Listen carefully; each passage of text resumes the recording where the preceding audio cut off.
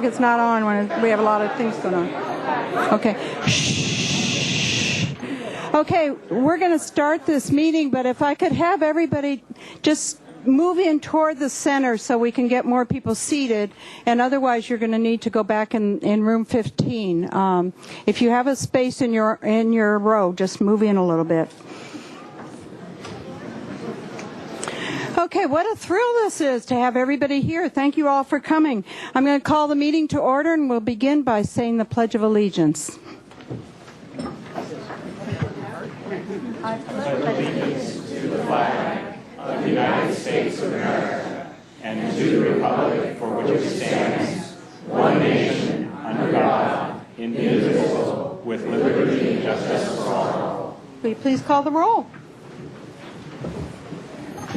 Councilmembers Falcone, Still here. Francisco, Here. Horton, One last time. House, Here. Schneider, Here. Williams, Here. Mayor Bloom. Here. Okay, we have item number 1. Do you want to read that for us, please? Comments by outgoing Mayor Bloom and Council Members Falcone and Horton. Okay. Councilmember Falcone. Madam Mayor Bloom. Well, I don't have anything prepared.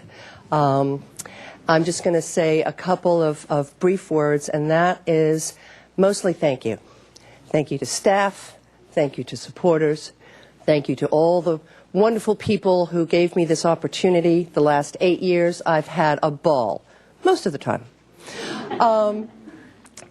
It really is a thrill to be able to serve folks in this community and the region, and I also played a lot at the state level. I say played, but I had fun doing every moment of it. This community is so engaged. Everybody is so passionate about keeping Santa Barbara the place that we love, the place that we all either came to or chose to be here for one reason or another, or some people were lucky enough to have been born and bred for generations. And it's incumbent upon all of us to make sure that we leave it a little better than we found it. I hope I've done that. And it's been a real thrill ride. And I don't quite know what the next chapter brings. I know what some of it looks like. And the next time you see me, I'll be a private citizen, and if you see me riding around in the back of a beautiful blue Harley, please wave and say hello. Thank you.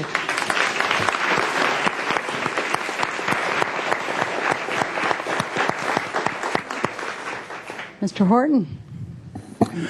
I want to share what Ia said about my thanks for everyone that helped me to get here. I have a couple hours of prepared comments. All of you who know me know that isn't true.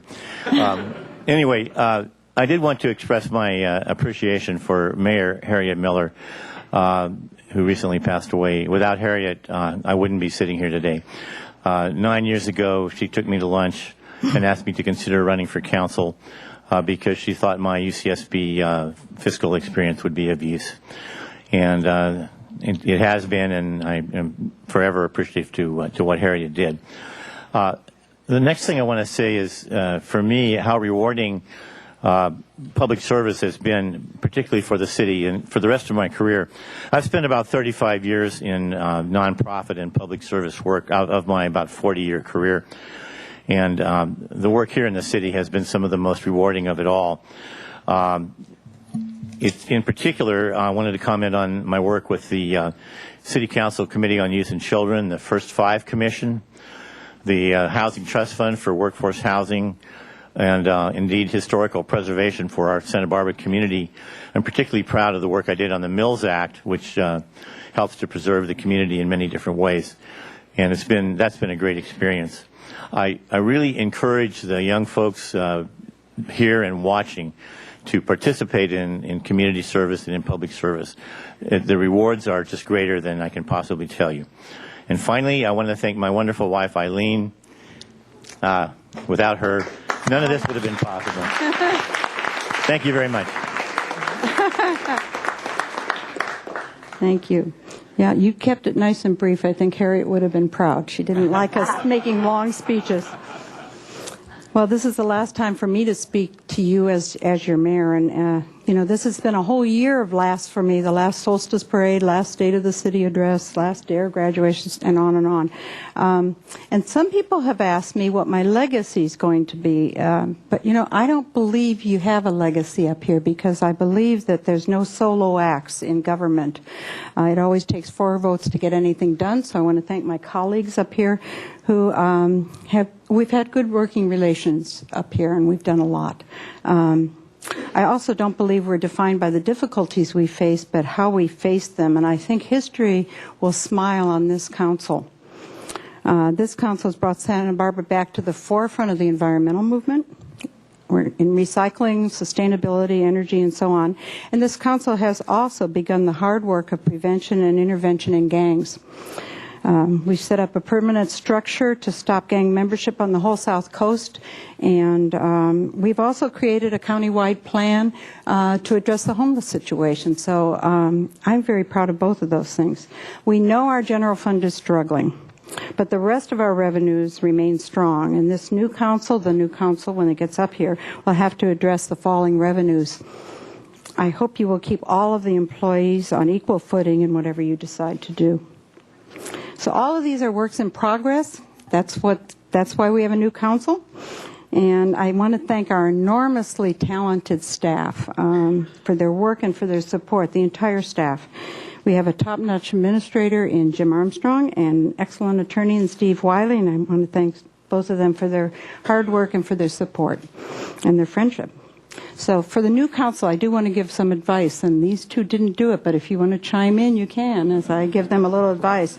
I hope you will that you will continue to insist on a civil discourse among yourselves and with the public, respecting all the residents that you now represent. So many of our public political commentaries now are not civil, and I think we need to be civil with each other, especially at the local level.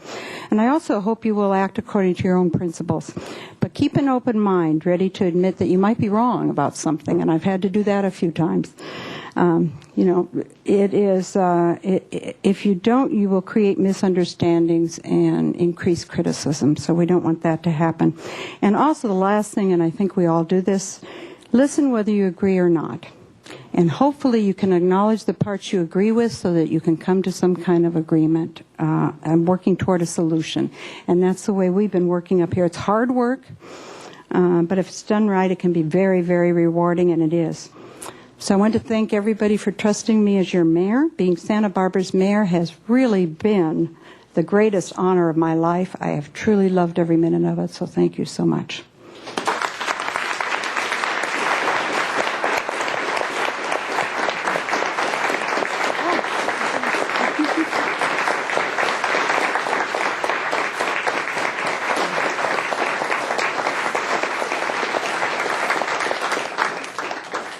So I see a couple lights on, Ms. Schneider. And then Thank you, Madam Mayor, and thank you all for being here. I just want to take a moment and thank both Council Members Falcone and Horton and Mayor Bloom for the past 6 years working with you. And it's amazing how much you have to know in such a short amount of time, and just when you think you know everything there is to know, there's more to it, especially when it comes to appeals or it comes to really specific legislation or ordinances. And in particular, I want to acknowledge the three of you in your own niches, and for Councilmember Falcone, the queen of trash, which I say lovingly. But bringing that and working on a regional level on that and so many other issues, and especially in your role with the League of California Cities, securing a lot of our funds, not only here but statewide, and I know you put your heart and soul into that, and so thank you for that.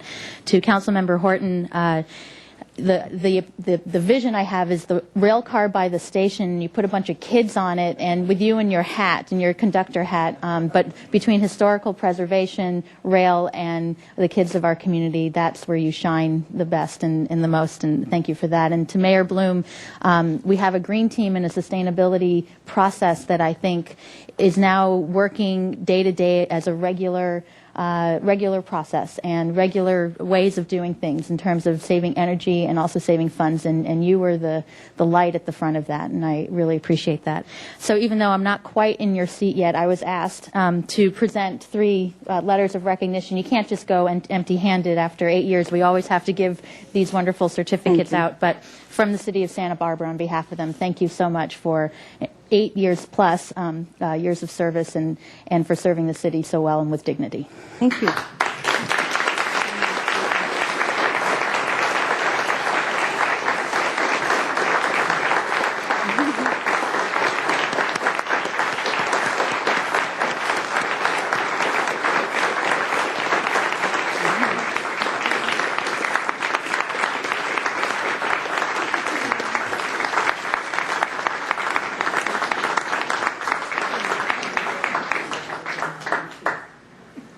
She signed it as mayor. It's okay. Wait a minute. Yeah. Wait a minute. No, it's funny. It's okay. We have some members of the public who would like to speak, which is item number 3, comments by the public on this item. Tony Romasanto, followed by, he signed it Antonio Romasanto. It must be formal. This. And followed by Ruth Wilson. So, Ruth, if you want to make your way up here. Thank you. Tony? Well, I want to congratulate 3 of you for now going on to a higher office, and that is being just one of us citizens. Yeah. You've good. served us well. I appreciate it. Our public officials are there to give us happiness and health and security, and you've done it. Thank you, thank you, thank you very much. Wow. And Ruth Wilson will be followed by, Bob Hanson. Hey, Ruth. Well, for the past year and a half, the group of us have been coming and praying for you every Tuesday, and to come down here and to get to know you, to really see you for the hard-working, dedicated people you are, has been a great honor. And I just really want you to know that to be in this position is to grow to love you more and more and more. And to see you with God's love. It's just a wonderful experience to pray for you ongoing. And so now the final time that you 7 will be there together, I lift you up and I ask the Lord's blessing upon you. Let his face shine upon you. Let him turn his countenance toward you. Let him give you his peace. Thank you so much. In Jesus' name, amen. Thank you, Ruth. Bob Hanson will be followed by Kathy Janega Dice. Bob, somebody said, who is that man? I basically turned green like this because of the movie The Boy with the Green Hair. War is a terrible thing, and we're still waging war against people unhoused in this community. On Sunday, Hank Dross feeds 150 people. The restroom is closed down there on a Sunday by the band show. The restroom is closed down at Rainbow Park. They've had some problems down there with that restroom. But if you go down to Santa Monica, they have a restroom at the end of Wilshire, and it basically sits there and says, no shopping carts in the restrooms, no smoking. So, it's realize, hey, there's homeless people, there's the people in the community that live in houses. We need to do that, too, and get along. I'd like to give this shopping cart to Helene. So cute. So sad to see people living on our streets with shopping carts. Ladies, we can do better than that, but we need to work as a nation. Each city is waging war against these people. That's really sad. We have the 10-year plan to end chronic homeless. Bull. We have the 12 strategies to get along with the homeless. Bull. I mean, you're waging war, and when are we going to stop? But each city has to defend its turf. This is a big tourist town. And then the letter in the editorial the other day from Susan Leroy about La Jolla and how they can't have the homeless at the beach, can't have them on State Street. You know, hey, these are our brothers and sisters. These are people and our citizens of Santa Barbara that are unhoused. Some have problems, and we have laws against all that, and I have just a few seconds left. Let's pray for the people that died this year, 30 of them. Is there going to be more this year? I hope not. And dignity, we talk about dignity. I don't think so. You know, one of the meetings, Ia addressed Mike Foley as Saint Mike. Let the cat out of the bag. He's the guy that's taking the snakes out of our town. No. These are people, and we need to treat them like people. Don't give them one-way tickets out of town. We help them the best we can. So let's all try to work on peace. There's no good homeless or bad homeless. I saw a guy down by the fig tree drinking vodka with his friends. It's like, God, I know the guy. He's dying. But there's people in their houses doing the same thing. So, you know, we've got to help each other best we can. Thank you. Thank you, Bob. Kathy Janega Dykes. Kathy will be followed by Hal Conklin, a familiar name. Mayor Bloom, council members Falcone, Horton, I want to first of all thank you for your dedication, your service to our community. Santa Barbara is truly one of the most beautiful cities in the world because of your leadership and your oversight. On a personal note, I want to thank you for your ongoing support of Santa Barbara's tourism industry. We have certainly had our good years and now are facing some challenging years, but I sincerely appreciate your recognition of the importance of this industry to our community and the importance of continuing to market this community so that we stay very, very competitive. Councilmember Horton, I want to thank you for serving as a liaison on our board of directors. Your insight and input was invaluable and really helped us to shepherd us throughout the development of this industry as well, too. So thank you very much, and I really do hope our paths will cross again. Thank you. And Hal Conklin, former mayor, will be followed by Kate Smith. Is that what we call former mayors? I guess former mayor. Former That's mayor. what I'm going to be soon. This is good. Citizen. Madam Mayor-to-be, friends, council members, it is truly an exciting time to be here at this point in your life. I can guarantee you it's even more exciting when you leave there.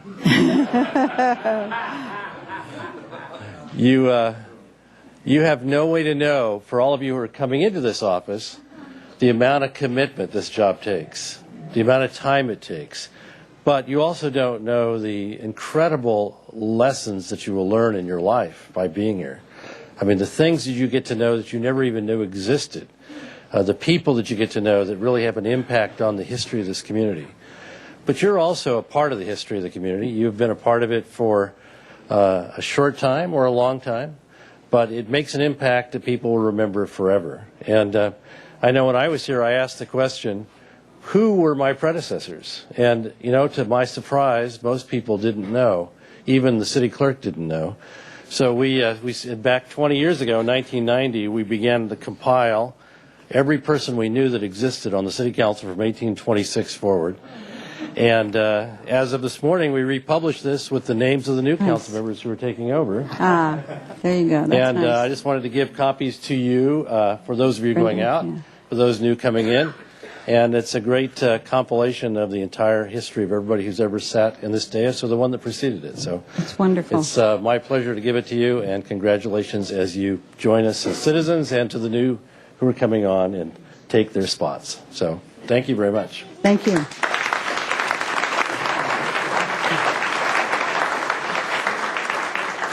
And our last speaker on this item will be Kate Smith.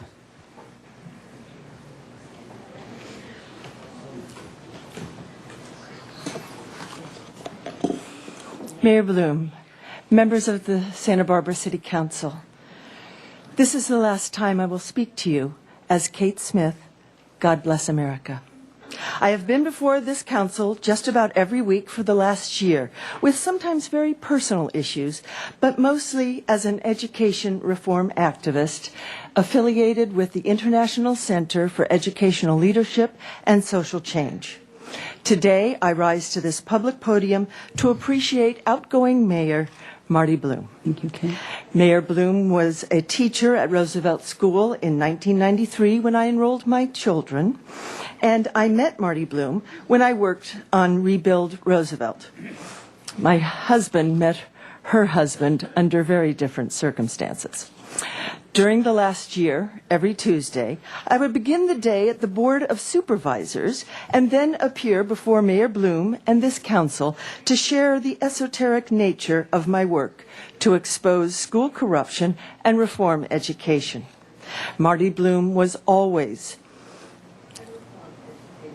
wonderfully compassionate and wise. And I thank you for your collaborative nature and your service to our beautiful community. I look forward to working with you in our blessed community in the future. Happy New Year. Thank you, Kate. How nice. Thank you.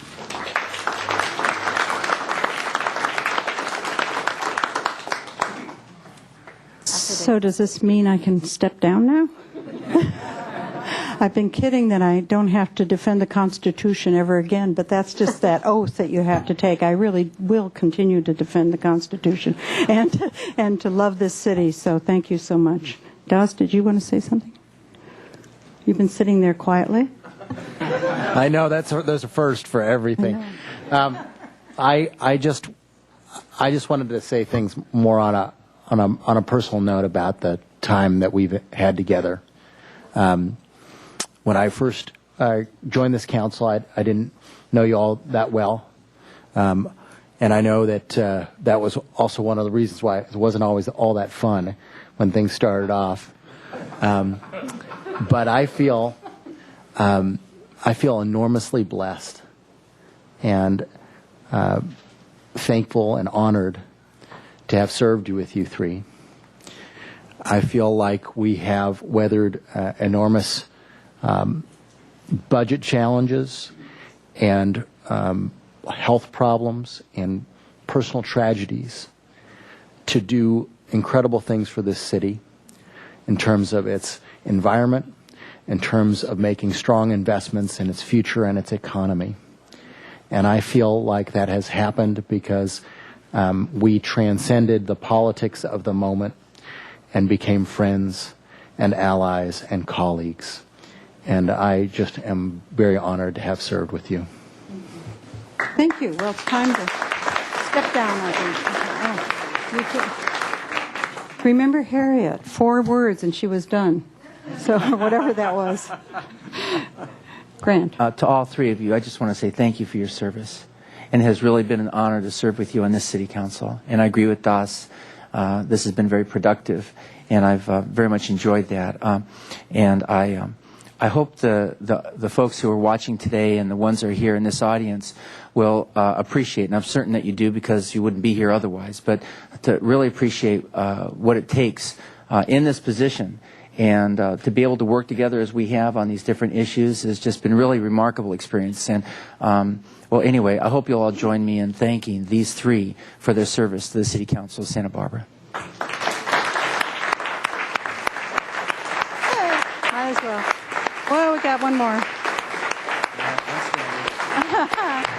Oh, well. Thank you.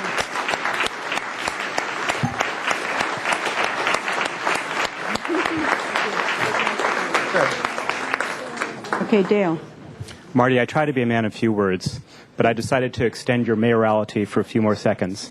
I wanted to tell you that I really appreciate your welcoming me when I first came to this council. I remember you gave me that little book on city government, got me started, and it's been a pleasure serving with you for the past year as Mayor Pro Tem. Thank you for that. Good work. Thank you. And Roger and Ia, it has been great working with both of you. I think we've accomplished some good things, and about as much as anybody can hope with city government. And I look forward to continuing to work with you and consult with you in the next couple of years. So thank you both very much. Thank you.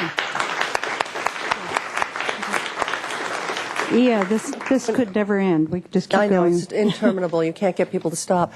But I do want to just say a couple of words to the folks who are coming on and the folks who are still here. And congratulations, Celine. You'll be a great leader. At the end of the day, you're not going to make everybody happy. You have to be true to yourselves. And that's all I want to leave you with. Be true to yourself. And good luck. So with that, we're going to step down as you read item number 4, please. Item number 4, affirmation of allegiance by Mayor-elect Helene Schneider, Councilmember Grant House, and Council members-elect Frank Hotchkiss, Michael Self, and Harwood A. Bendy White. And item number 5, presentation of certificates of election.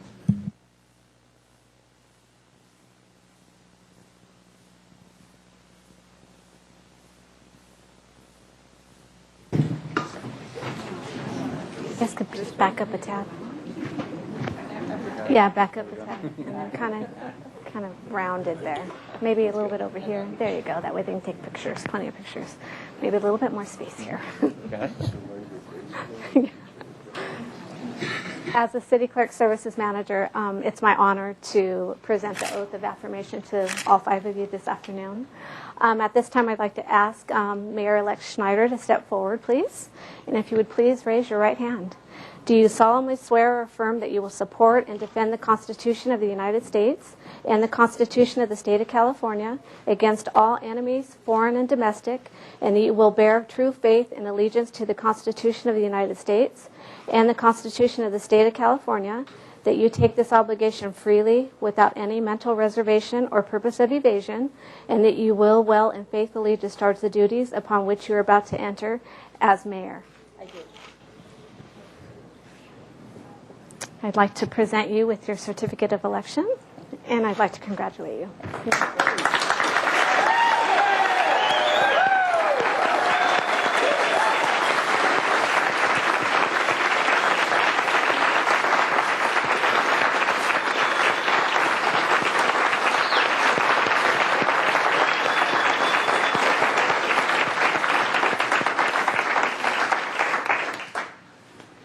I'd like to ask Councilmember House, Council members-elect Hotchkiss, Self, and White, if you would please step forward and raise your right hand.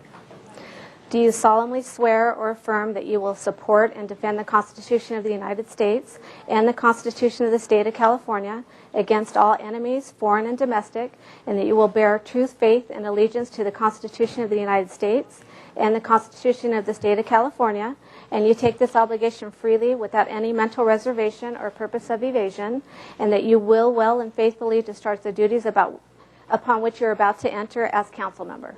I'd like to present each of you with your certificates of election. Councilmember House, congratulations.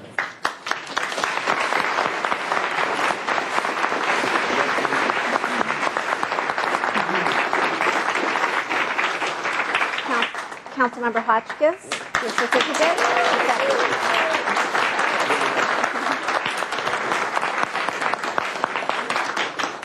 Councilmember Self.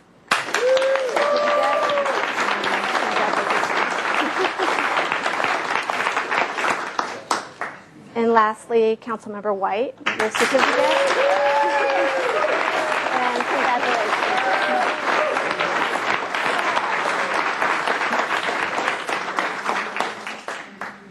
Let me help you. You good?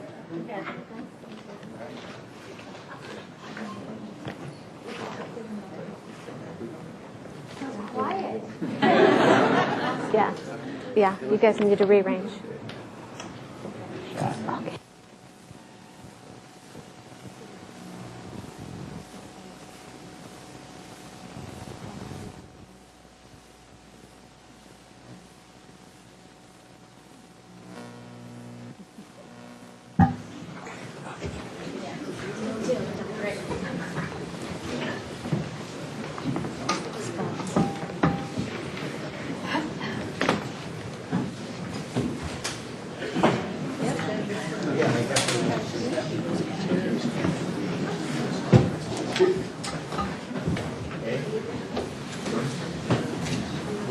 That's not.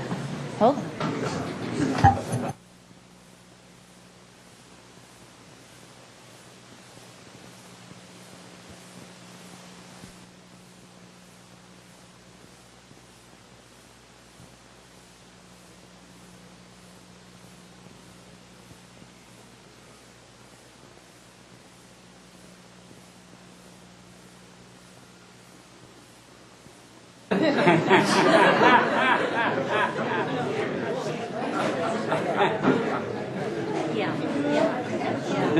Musical chairs. We'll get used to this.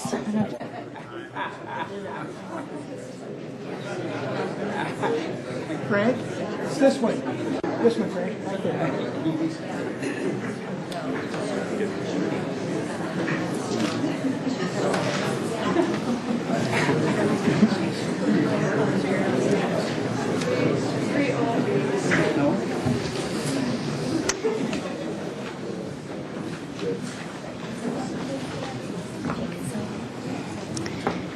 Like right now? Okay. Okay. Councilmember Hotchkiss, would you like to take your seat?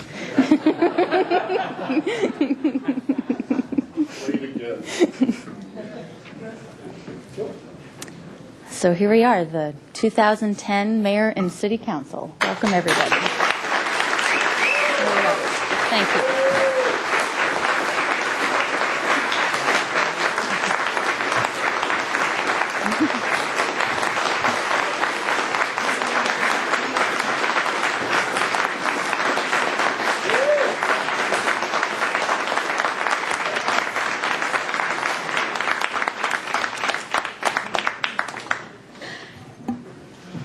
What an amazing crowd here, and I know there are many people in room 15 and watching online and elsewhere, and what an honor it is to sit in this seat right here. And I want to thank all of you for being here, and just have a few comments and open it up to my colleagues here. This is a very historical city, and I appreciate the dignity and the honor it is to sit in this seat in particular as mayor. And in particular, I also want to remember former Mayor Harriet Miller and her role sitting in this seat. Honor her legacy. I don't know if I can be as pithy as she can running meetings and so forth, but that's certainly something I've learned from her. And do want to acknowledge former Mayor Hal Conklin and former Mayor Bloom for all their guidance and support for many, many years. And I do have your phone numbers, your cell phone numbers, so I might use those. And again, I also want to acknowledge Ia and Roger stepping down, and wish you well in your next chapter of your life, wherever that may take you. Congratulations, Councilmember House, coming back. It's a pleasure to be sitting here with you, and congratulations to Bendy White, Frank Hotchkiss, and Michael Self. And also, I appreciate being back with Das Williams and Dale Francisco. I want to recognize there's so many people in the room, but I do want to recognize a couple of other electeds who are among the audience. I mentioned former Mayor Hal Conklin, former Supervisor Naomi Schwartz, thank you very much for being here. Former Assemblymember Hannah Beth Jackson, former Lompoc Mayor Joyce Howerton, right there, and we have a quorum of the Goleta City Council. I think we can do a joint meeting. But Margaret Connell, Ed Easton, and Roger Aceves, I see, and Bill Rosen from the Goleta Water District. Thank you very much for sharing this important day with us. There are so many people that come together to put together a campaign, an election, and then move forward and hold us accountable in office. And I do want to thank the staff and the volunteers and the interns for my campaign, specifically Emily Allen and Jeremy Lindeman, who helped me for many years prior to this race, but also last year, and the amazing number of volunteers for the last several months, and the amount of shoe leather and that you put in time and energy in the office. To thank you for that. My husband David is here, and I appreciate his support for many years, and continue to look forward to that. And I also actually have some friends from high school, one I haven't seen in over 20 years, who's here today. So how fun. And I know some family, my mom, who was here on Election Day, is watching somewhere in the ether from Long Island, and my dad in Virginia. So last year it was the biggest voter turnout in about 30 years for a standalone municipal election. And the voters chose 5 of us to be sitting up here and join the other 2 who were elected and reelected 2 years prior. And I think the voters did that for a reason, for a variety of reasons.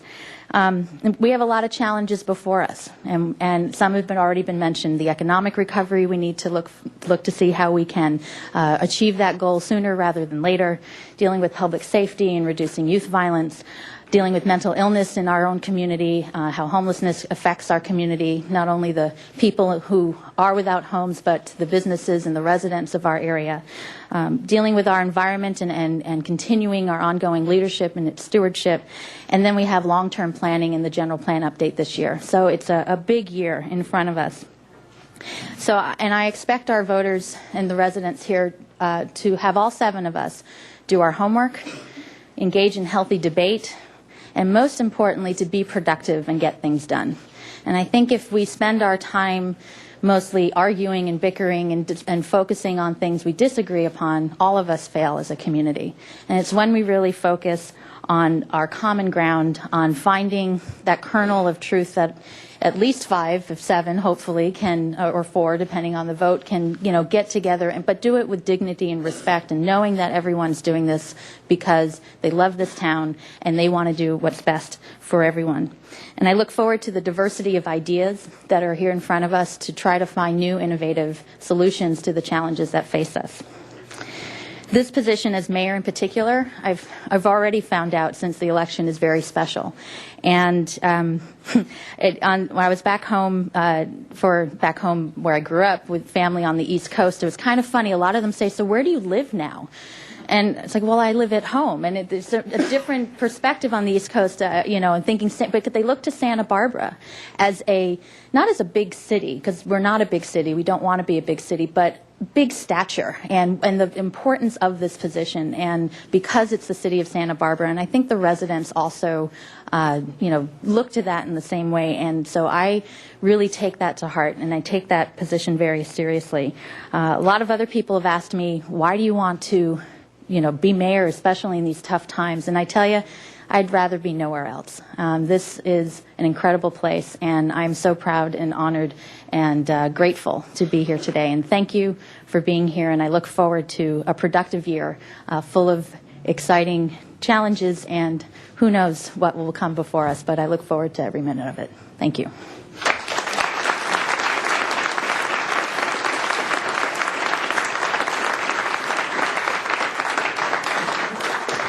Anyone else? If you want to, Mr. House. Good. Yeah, it got me going. I've got to click my little thing on here to get recognized. I like that. Now we know who's in charge. I wanted to echo something that Councilmember Horton had said, and it's surprising how many of us got our start by being appointed to something by former Mayor Harriet Miller. And that happened for me. And also in the room, I want to share that there's another person that appointed me to my second official representational kind of position, and that was former Supervisor Naomi Schwartz, who's here in the front. And to both of these very powerful women and very sensitive and understanding of the community's needs women, I just want to say thank you very much. It takes that kind of leadership and recognition and willingness to take a little bit of a risk with somebody and invite them to participate that can really open up the possibility of community service, and that's what this is about. So I suppose the message in that little set of remarks is all of us really have the opportunity, all of us in this room, to invite others to participate and be engaged in public process of governance and of doing the things that need to be done in our community. And that is, thank goodness, the character of Santa Barbara. And it's for that I am grateful. I feel that kind of gratitude to the voters who stepped up and participated in this election. And I think that of all the things that I appreciate most, and that is that those in Santa Barbara who have the ability to participate and vote, to a larger degree than any of us expected, showed up and did. And that, to me, makes this a really authentic moment. An authentic moment because people participated and made an informed choice, and then put those of us you see here in this spot. So I suppose I will say thank you to them, thank you to all of you for that opportunity. To Roger, to Ia, to Marty, I mentioned before, but I just really want to reinforce, thank you so much. It's been an honor to serve with you, and I think we have a legacy of service to continue, and I think that is what the legacy is, community service. To Michael and Frank, thank you so much for stepping in and participating here. I just really do appreciate that. We're going to have a diversity of perspective on this City Council that we have not had for a while. And I think that will really lead us to some constructive discussions and some really grounded decision making. And so I'm glad that you're here. I welcome your participation, and I look forward to really working with you constructively in these years ahead. And to Helene, thank you very much for taking this next step in your leadership in our community. You really do shine, and it's going to be a real honor to serve with you. And I know that you carry that legacy of service with you. That's who you are, and I'm here to serve with you as our mayor. Thank you very much for doing that. And thank you all so much for this wonderful day today. What a celebration this is.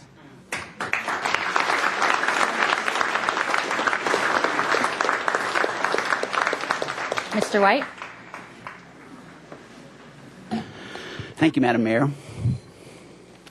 First time I pushed the button not being a planning commissioner.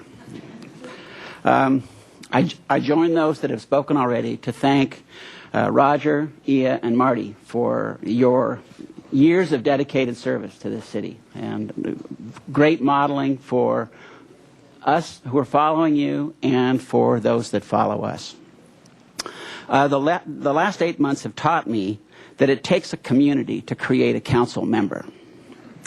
I'm fortunate to be in community with a broad range of individuals and groups who've supported my effort to serve the city on council. At the core is my dear wife, Kathy. She's there for me every step. Thank you, Kathy.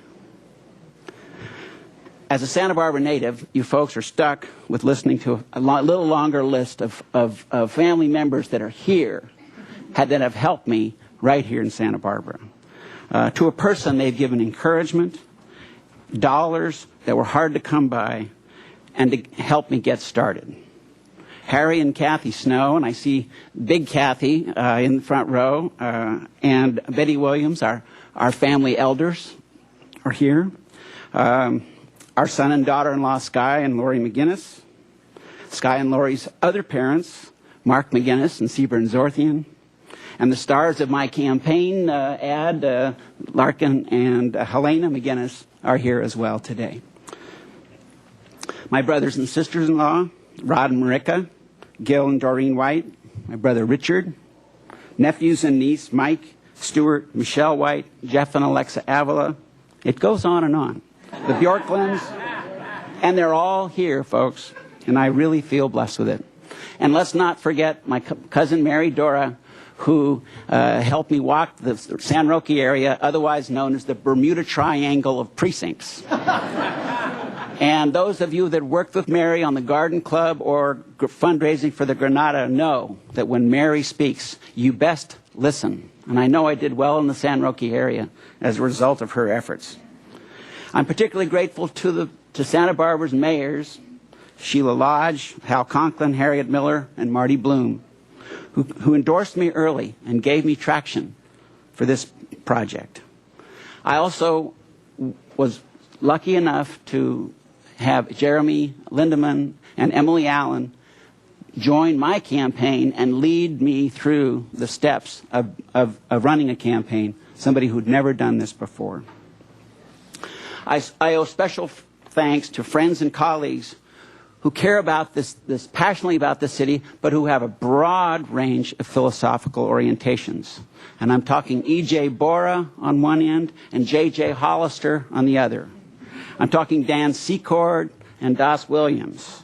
I'm talking Helene Beaver and Helen Pedotti. And finally, there are, of course, many groups that others have mentioned already, which I won't go into here. But this constituency, really, which elected me, reflects, to some degree, the range of views which have elected 4 people to council today. And I have that job of riding that, being in the middle, which is razor thin. And I won't be comfortable often, but I will do my very best to serve at that position well. There have been easier times to take this seat and help manage the city. Our finances continue to wither, and the state budget ills cast a shadow over us. We represent a broader range of views here than has been the case on council in the past. We have to dig deeper to find common ground and craft city policy. But I know we share a passion for our Santa Barbara. We have inherited a legacy of greatness born of good luck, good leadership, and a generous citizenry. We face serious challenges, both financial and social. I'm committed to squeezing the most bang out of our resources, both to keep Santa Barbara safe, clean, and green, and to provide essential services to those who are less fortunate. As I repeated during the campaign, one of Santa Barbara's greatest resources is our citizens, such as you in this room. Private funders and thousands of volunteers sustain clinics, schools, daycare centers, parks. The list goes on. In the years ahead, we will need your help more than ever, whether a few extra dollars, hours, or ideas. Santa Barbara needs you to help sustain our myriad wonders. For my own part, I pledge to work hard on the task at hand, keep my door, ears, and hopefully mind open to the concerns of colleagues, staff, and citizens. Together, we can keep Santa Barbara a great place to live.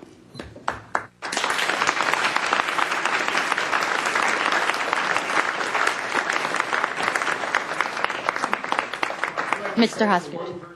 Audience that Benny didn't name. That's my wife of 47 years. I made a colossal mistake the first appearance I made and didn't introduce her. I was roundly berated about that. Not by her, but by others, although she chimed in a little bit also. Thank you. And I would like to also thank all of you for coming today, taking time out from your valuable day. This is I think as everybody up here would say or has said, an enormous honor and an even greater responsibility. And I mean to do my utmost to live up to your expectations. Thank you.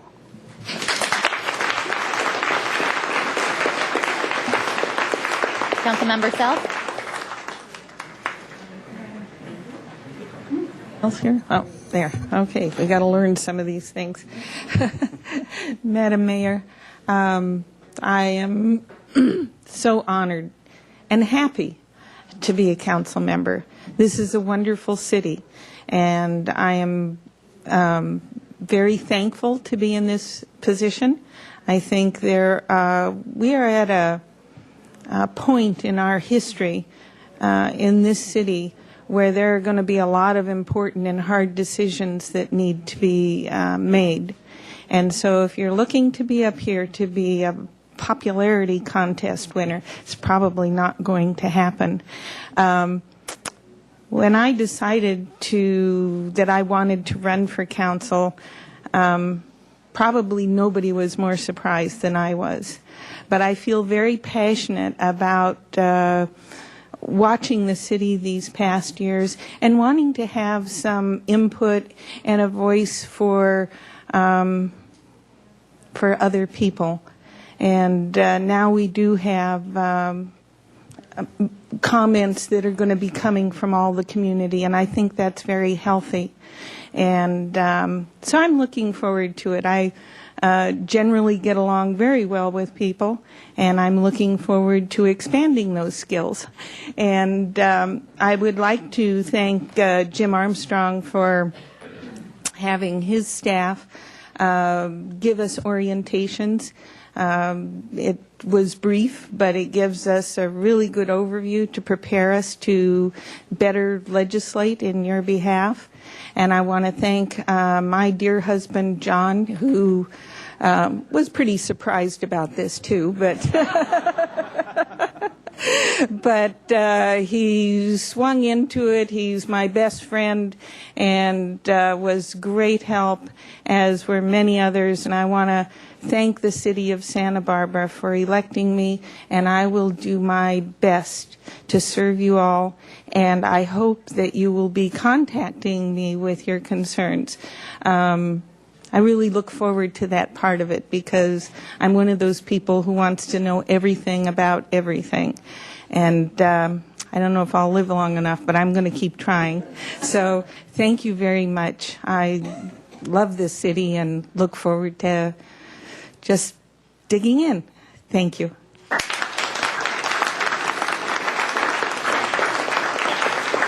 Mr. House, did you have something else you wanted to mention? Yes, I did. I Okay. served on the Planning Commission for 8 years with Mr. White, and I know to take a lead when I hear one. And as you acknowledged, Kathy, I remembered a certain redhead that's in my life, and she's sitting right back there in that pretty blue dress. Peggy Jo, thank you so much for your support and helping us get through here. Thank you so much. Everybody, thank that lady right here. We love you, Peggy Jo. Thank you.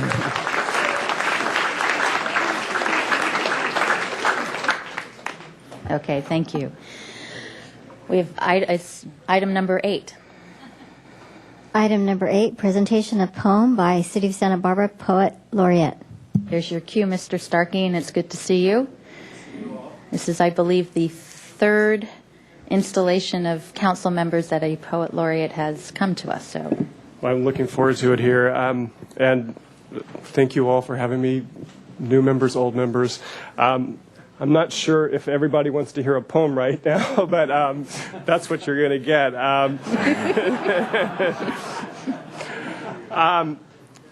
The poem that I wrote is called Swearing In. How little we all know, and yet how swiftly you must act, despite the arbitrary barbs of editors and the capriciousness you can expect from us, your body politic. We're self-reliant in this town, but be assured we need you, though in 6 months' time you may wish you never thought you needed us. Now is the hardest time to govern, when the margin for charity seems as thin as a penny's edge, when each intercession meets with someone's downward glance. This past Christmas, for days together, books were locked away from their readers. A man named Freedom froze to death. Some mornings, the air still smells of ash.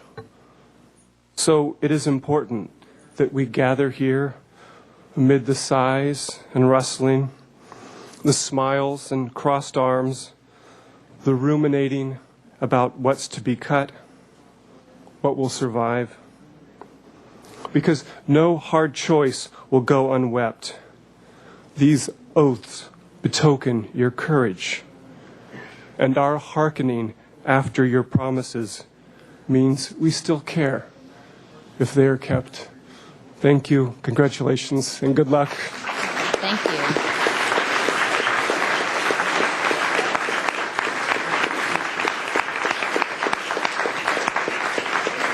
Thank you very much.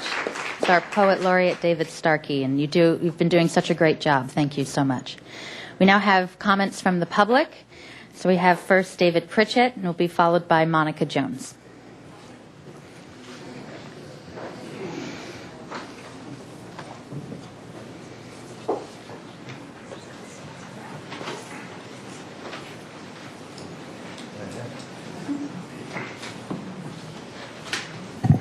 Hey, no one has to leave. We have a water supply report here in a little while. It's really exciting.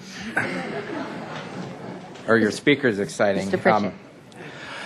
Great to see you all. I haven't been in this room since early November. And for Mayor Helene, the number of the shopping cart retrieval service is 1-800-252-4613, which of course you know because you gave me the referral a few years ago. Today, the view is not as I was hoping for, looking this direction, but as I learned in the City Council campaign, and as all of you who are in this recent campaign and other ones, we all know that Santa Barbara is sort of 3 or 4 different, culturally and socially different cities.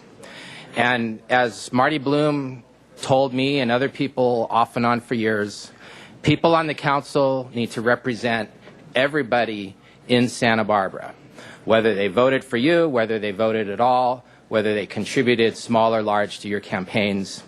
That's why you get paid the big bucks and sit at the tall table. Whether those Santa Barbarans live in a 10,000 square foot house in the foothills, or whether they are 4 Solteras sharing an illegal garage conversion in the Lower West downtown neighborhood, we're all Santa Barbarans, and the public is looking to everyone on the council to represent everybody fairly, honestly, and thoroughly. And with the general plan update coming up, we know how tough and challenging that will be. But we'll be watching and participating. Thanks a lot. Have a good session. Thank you. Monica Jones, and the last speaker will be I, the person. Now, I know that you wish you were looking on your loyal and devoted subjects. However, before you, you only see the friendly taxpayers, and I'm sure some of you can find someone out there who voted for you, although they probably questioned your sanity or wisdom in running for public office at this time. Now, I have come today with a present for you instead of asking for something. But this is a present that everybody here will have to help with. Now, you, in your wisdom or lack thereof, a number of you ask for good ideas. Therefore, I brought nice flyers. They're not flyers, they're pieces of paper that people can fill out with good ideas for 2010, also to be known as unsolicited good advice. The reason I'm doing this is that obviously there are some outspoken folks here who would say what they wanted to say anyway.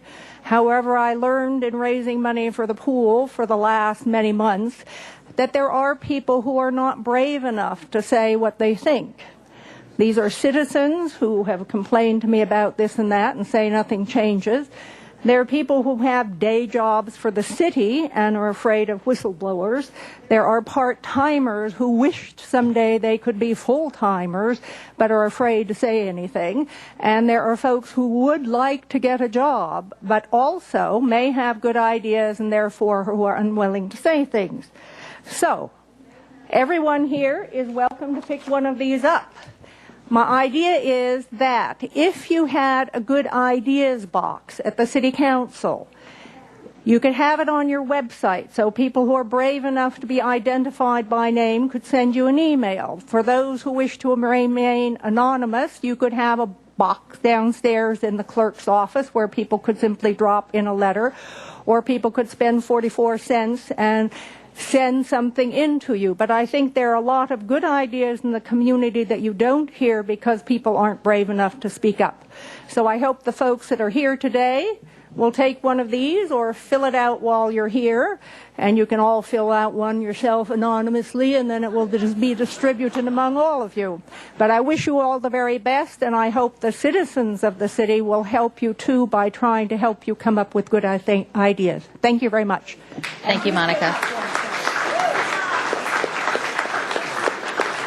We have I, the person, and then actually the last speaker will be Ruth Wilson. I just wanted to thank Monica for, this is going to be a tough year, tough budget year, and to come up with a constructive way for us to handle it. I thought it was really wonderful.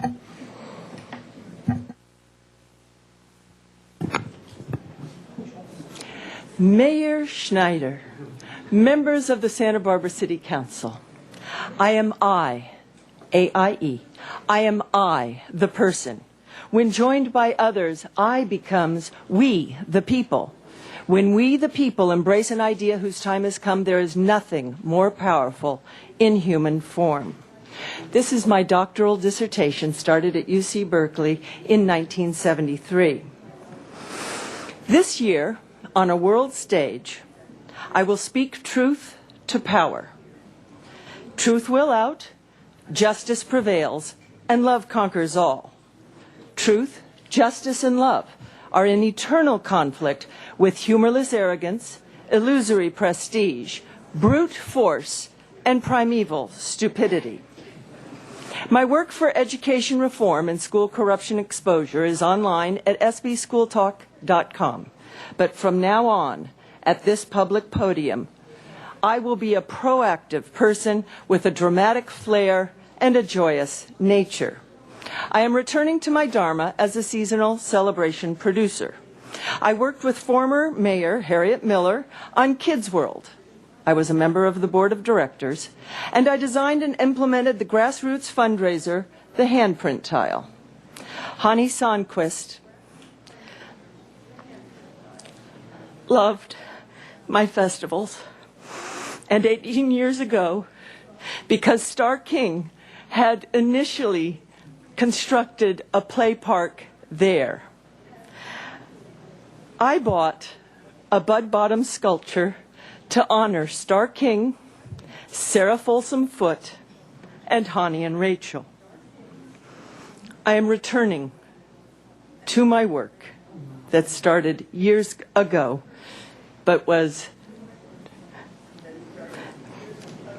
interrupted because of a landmark and epic battle.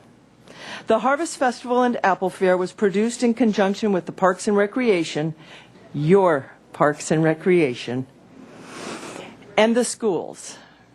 I was the only person who was allowed to use Parks and Recreation venues for free. I will discuss that at another time.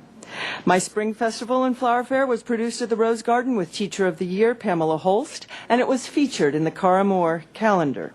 The Winterfest was produced at the Ridley Tree with Patrick Davis, and I look forward to working with you, singing, dancing, and celebrating with Santa Barbara.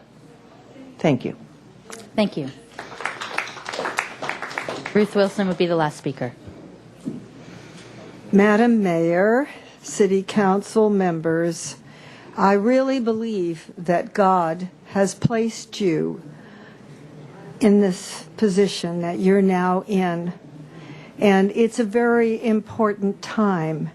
And so I pray for you that He will bless you with the energy, the health, the clearness of mind, and the values that He has in mind for Santa Barbara.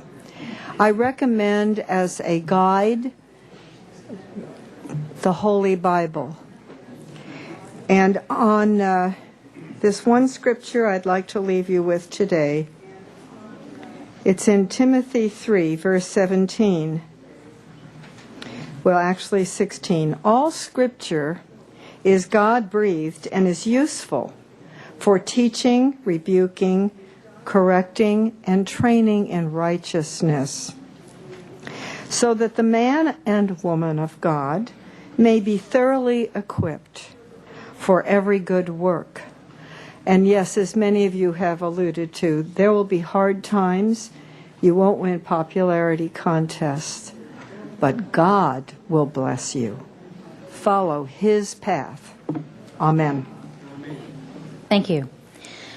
We will now take a recess in room 15, and I want to thank the staff who put this today together and made it seem like it was very easy, because I know how much work was put into it. So, do you want to come up? Will you come on up before we...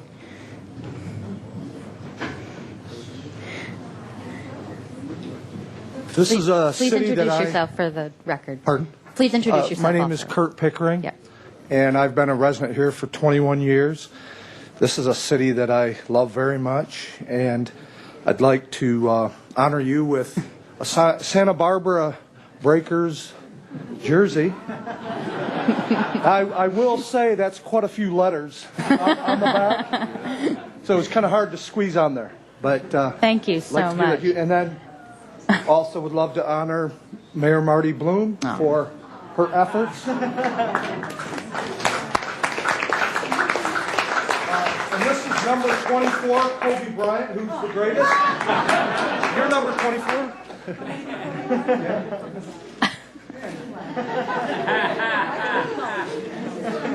And of course, 24 for you. Thank you very much. That's great. I have a new wardrobe.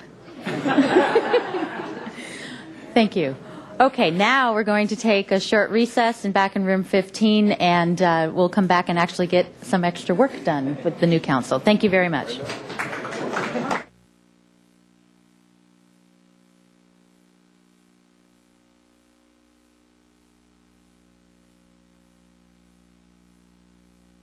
heavens, I'm in heaven, and my heart beats so that I can hardly speak, and I seem to find the happiness I seek when we're out together dancing cheek to cheek.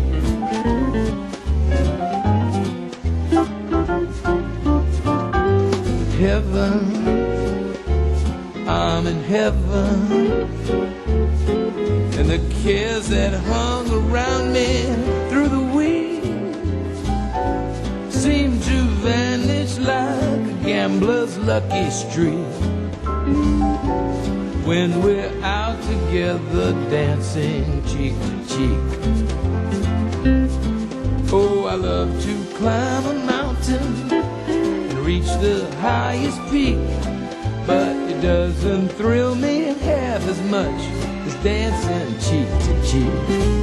Oh, I love to go out fishing in a river or a creek, but I don't enjoy it half as much as dancing cheek to cheek.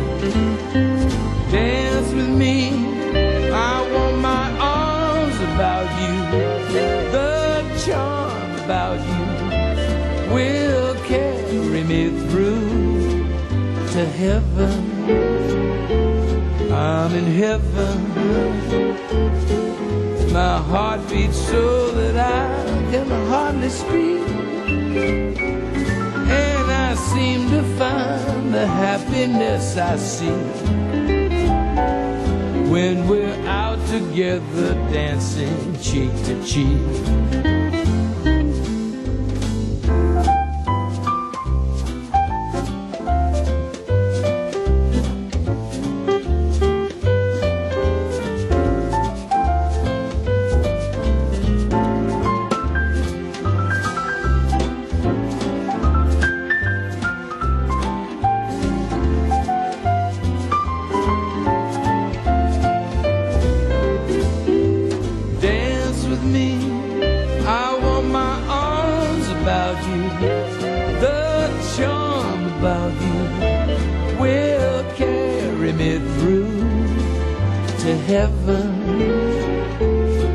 I'm in heaven, and my heart beats so that I can hardly speak, and I seem to find the happiness I see when we're out together dancing cheek to cheek. When we're out together dancing, out together dancing, out together dancing cheek to cheek.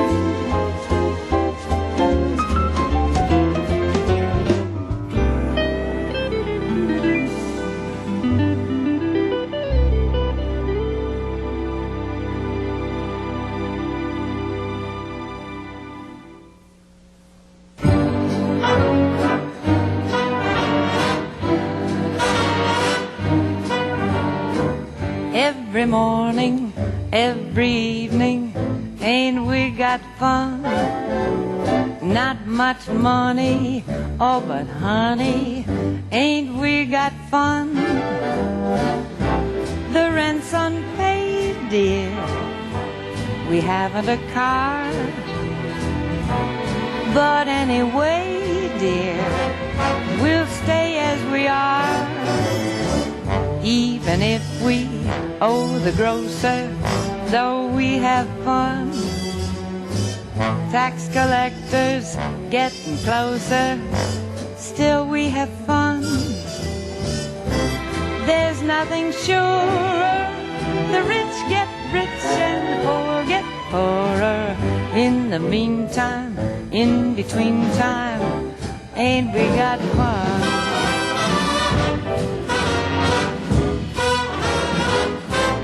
Don't we have fun?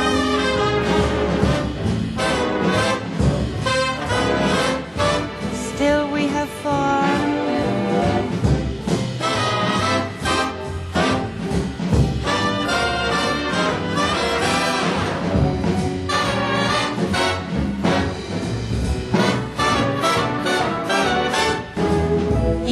And if we owe the grocer, don't we have fun? Tax collectors getting closer. What fun. There's nothing surer. The rich get rich and the poor get poorer. In the meantime, in between time, don't we have fun? It's a ball.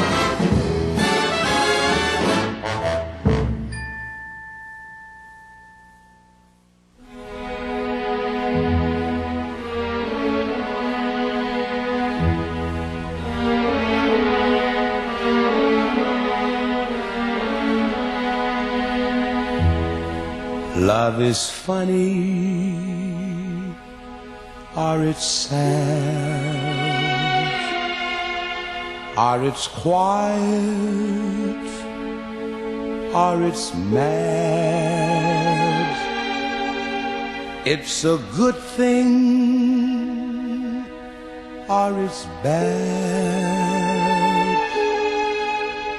but beautiful.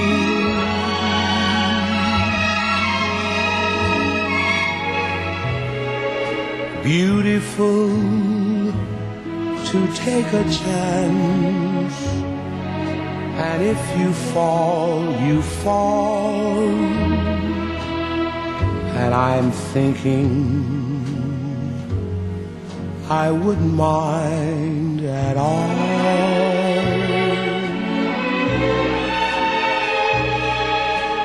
Love is cheerful, or it's gay. It's a problem, or it's play. It's a heartache either way, but beautiful. And I'm thinking, if you were mine, I'd never let you go, and that would be but beautiful, I know.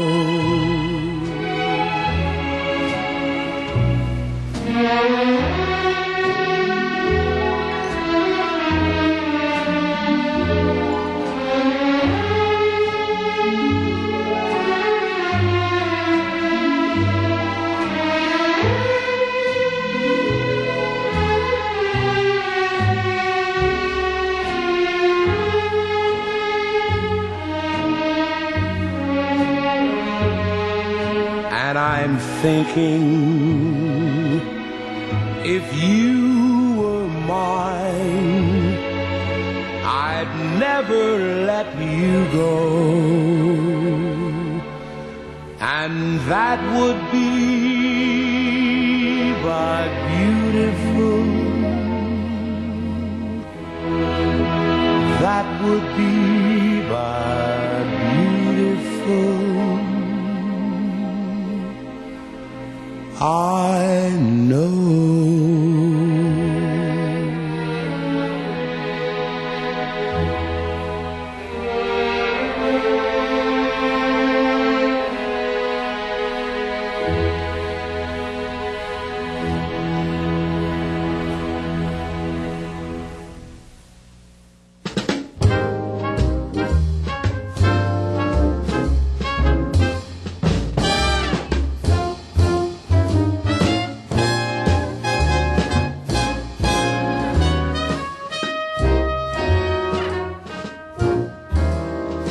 Maybe I can't live to love you as long as I want to. Life isn't long enough, baby, but I can love you as long as I live. Maybe I can't give you diamonds and things like I want to, but I can promise you, baby, I'm gonna want to as long as I live. I never cared, but now I'm scared I won't live long enough. That's why I wear my rubbers when it rains and eat an apple every day, then see the doctor anyway. What if I can't live to love you as long as I want to? Long as I promise you, baby, I'm gonna love you as long as I live.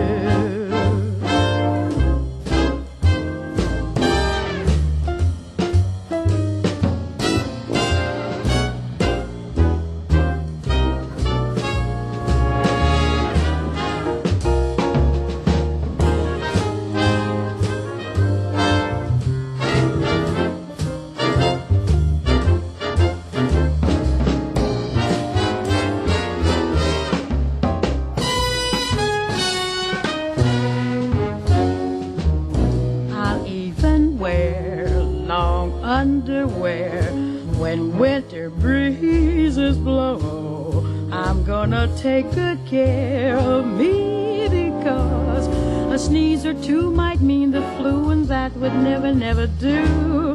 What if I can't live to love you as long as I want to? Long as I promise you, baby, I'm gonna love you as long as I live. Long as I live, I'm gonna love you, baby, just as long as I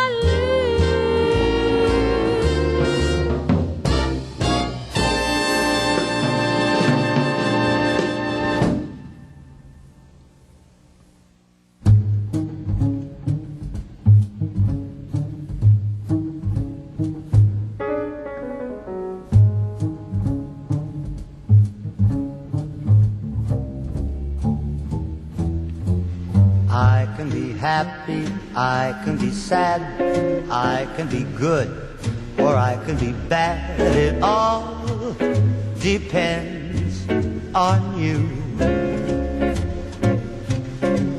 I can be lonely out in a crowd, I can be humble, I can be proud. It all depends on you.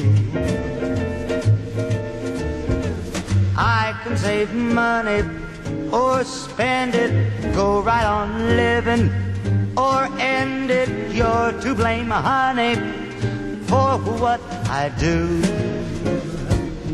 I know that I can be beggar, I can be king, I can be almost any old thing. It all depends on you.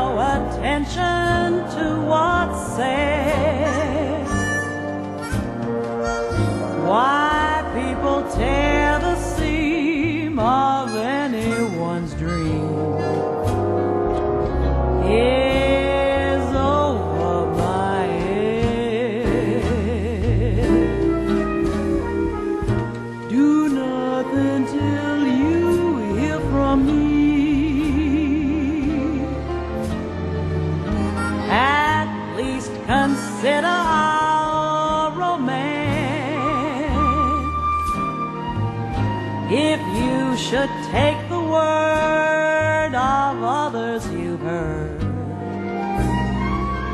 I haven't a chance. It is true, I've been seen with someone new, but does that mean that I'm untrue when we're apart? The words in my heart reveal how I feel about you. Some kiss could cloud my memory,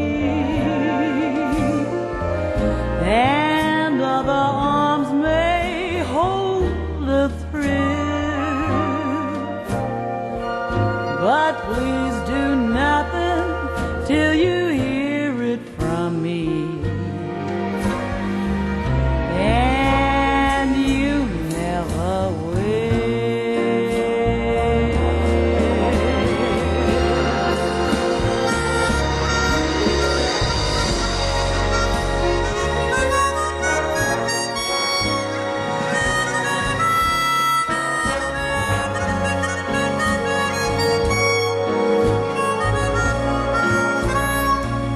When we're apart, the words in my heart reveal how I feel about you. Some kiss could cloud my memory, and other arms may hold a thrill. But please do nothing till you hear it from me, and you never will.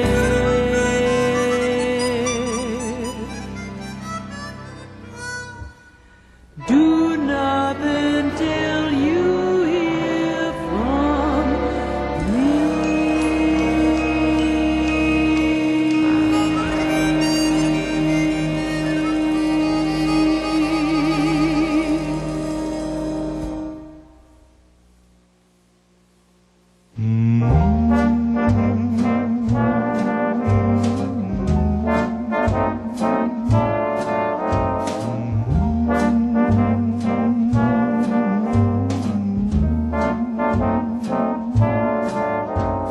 Must you dance every dance with the same fortunate man? You have danced with him since the music began. Won't you change partners and dance with me?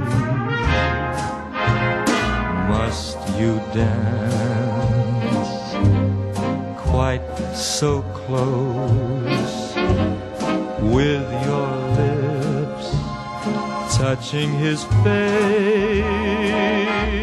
Can't you see I'm longing to be in his place? Won't you change partners and dance with me?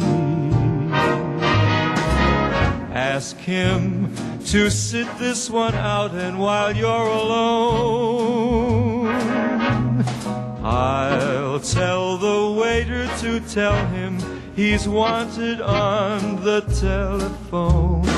You've been locked in his arms ever since heaven knows when. Won't you change partners, and then you may never want to change partners again.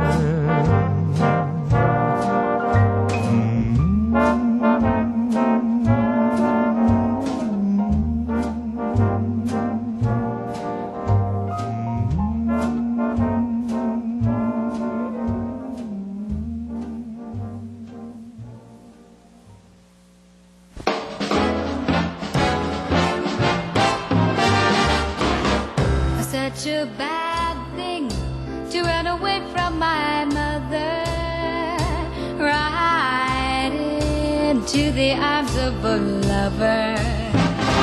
I should walk away from you in my brand new shoes. You know I'm just too young for the blues. I'm a baby and his kiss is so tender. I'm a big fool if I ever surrender. I'll come back someday when I learn the rules. Too young for the blues. Now soon enough the blues will come and break my heart. So I'll make my getaway before the teardrops start. It's a hard game and I'm just a beginner. Why play if the blues is the winner? If I stick around, I know I'll lose. You know I'm too young for the blues. The council meeting back to order. If we can do a roll call, please, of the new council. Council members Francisco, Here. Hotchkiss, Here. House, Here. Self, White, Here. Williams, Here. and Mayor Schneider. Here. Thank you. Are there any changes to the agenda? There are none, Madam Mayor. Thank you. Okay, I have public comment. I have, for items not on the agenda, we have two. Madam Mayor, would you yes. like to do the ceremonial item first? And number 10. I'm sorry? Ceremonial. Oh, gosh, excuse me, there's a whole full room of people here. We have a big ceremonial item. Yes, sir, item number 10, please. Item number 10, Employee Recognition Service Award Pins.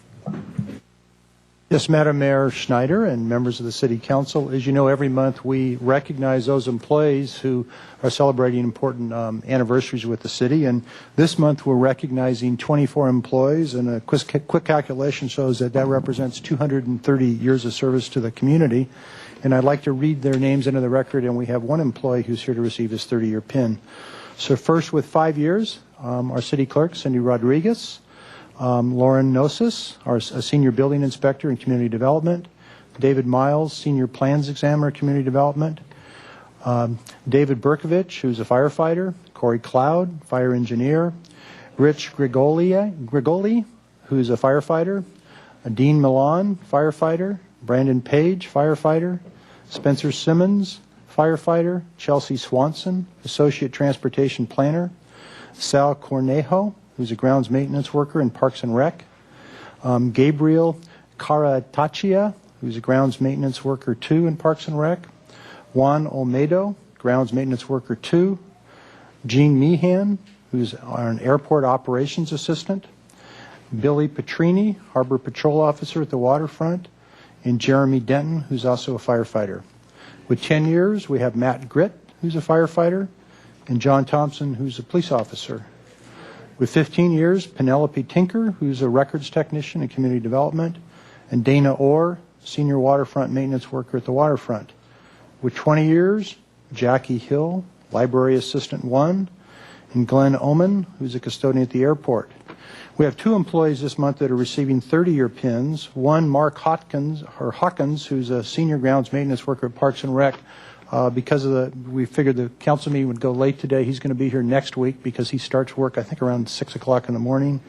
And then we also have Jim Bryden, who's a fire battalion chief, who's here to receive his 30-year pin from the mayor. Thank you. Mr. Bryden, would you please come up? There we go. Here's your pin.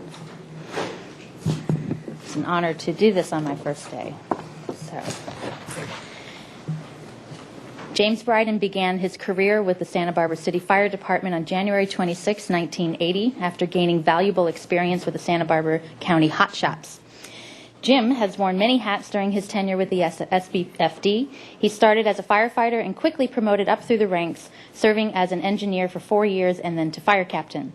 As a captain, Jim continued to show his adaptability by serving on an engine company, a truck company, and as a lead captain. Jim's hard work and dedication was rewarded on July 1st, 2000, when he was promoted to battalion chief. Since then, Jim has overseen the operations on B Shift and is in large part responsible for the readiness, professionalism, and outstanding service that his crews provide to the public. Jim's career has been marked by excellence and dedication. He received the State Fire Marshal Chief Officer certification requiring 400 hours of training and has utilized this extensive education to teach other members of the department in numerous disciplines. He's also served as president of the Firefighters Association. The numerous commendations and letters of recognition he has received for his service to the city, the department, and the citizens serve as a testament to his service. Jim has shown leadership through many of the major incidents that have affected our own city, including fires, floods, and other disasters. Throughout these incidents, Jim operated in a manner that provided safety of the citizens and his crews. Regardless of the rank held, Jim has always carried himself with the utmost integrity and honor. Jim, you've been dedicated and a valuable employee of the city of Santa Barbara, and it's an honor to recognize 30 years of service, as well as your many accomplishments. On behalf of the City Council and your fellow citizens, thank you and congratulations with this outstanding achievement. Congratulations.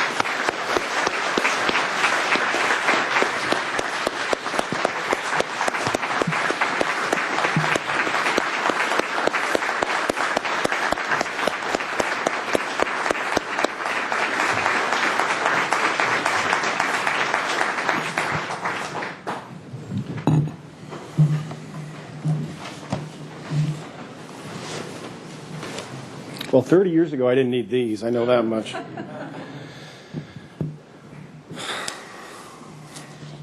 Madam Mayor, Council, Mr. Armstrong, I thank you for this recognition and this opportunity to speak. Ms. Schneider, Mr. White, Mr. Hotchkiss, and Ms. Self, congratulations to you today. My advice, don't look at the budget.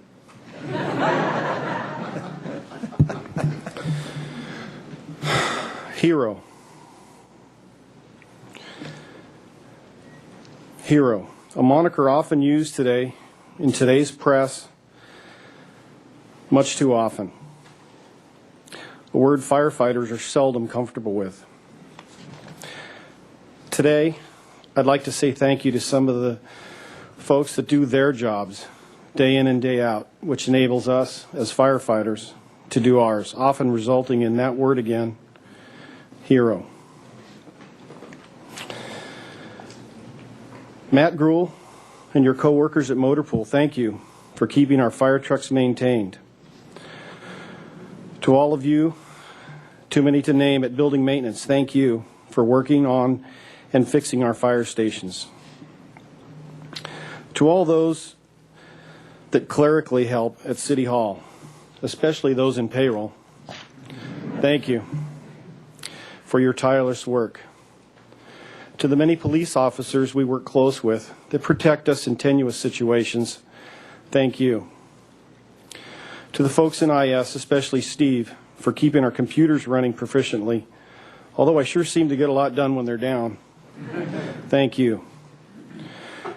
To Pete Ramsdale, who kept us in check financially in the fire department for many, many years, and is now recently retired, thank you. To those that really keep the fire department running, Debbie, Carol, Robin, Jennifer, Carrie, and of course Ruth and Gloria, who are enjoying retirement now, a special thank you. All of you, and the many I've failed to mention, are our heroes. 30 years is a long time to do anything, but to me, it seems like a short instant. Being able to do what I love in the community I grew up in and with people I admire and respect. It's been a great ride. Thank you to all the members of the Santa Barbara City Fire Department that I've had the pleasure to work alongside. But I'd like to give a special expression of gratitude to the ones I currently work closest with, the crew down at 1B. Bill, Dave, Tony, Dave, Gilbert, Barrett, Dean, and Matt. It's your enthusiasm and energy that fuels me every shift. Heroes. Let me point out mine. My two sons, Stephen and David, one graduating from college this year and the other just starting his career in the fire service, and to my stepdaughter Denise, raising her own family, two of which could not be here today, remain my pride and joy and source of strength. Two others, if you give me a moment. Mom and Kathy, please stand up.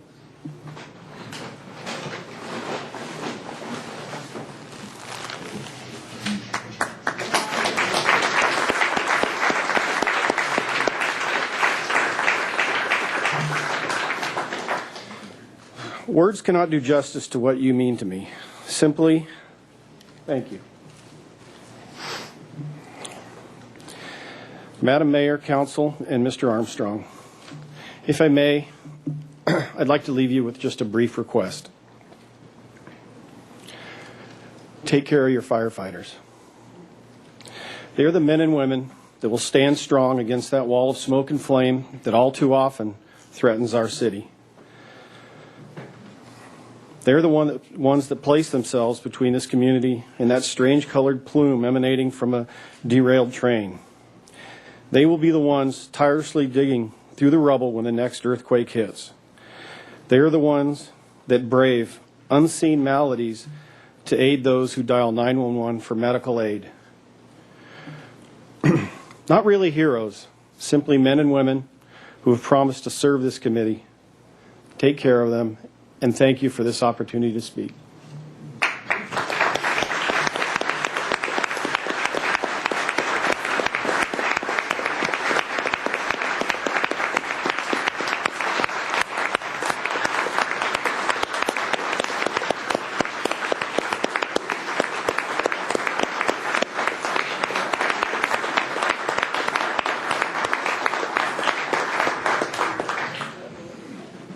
Okay.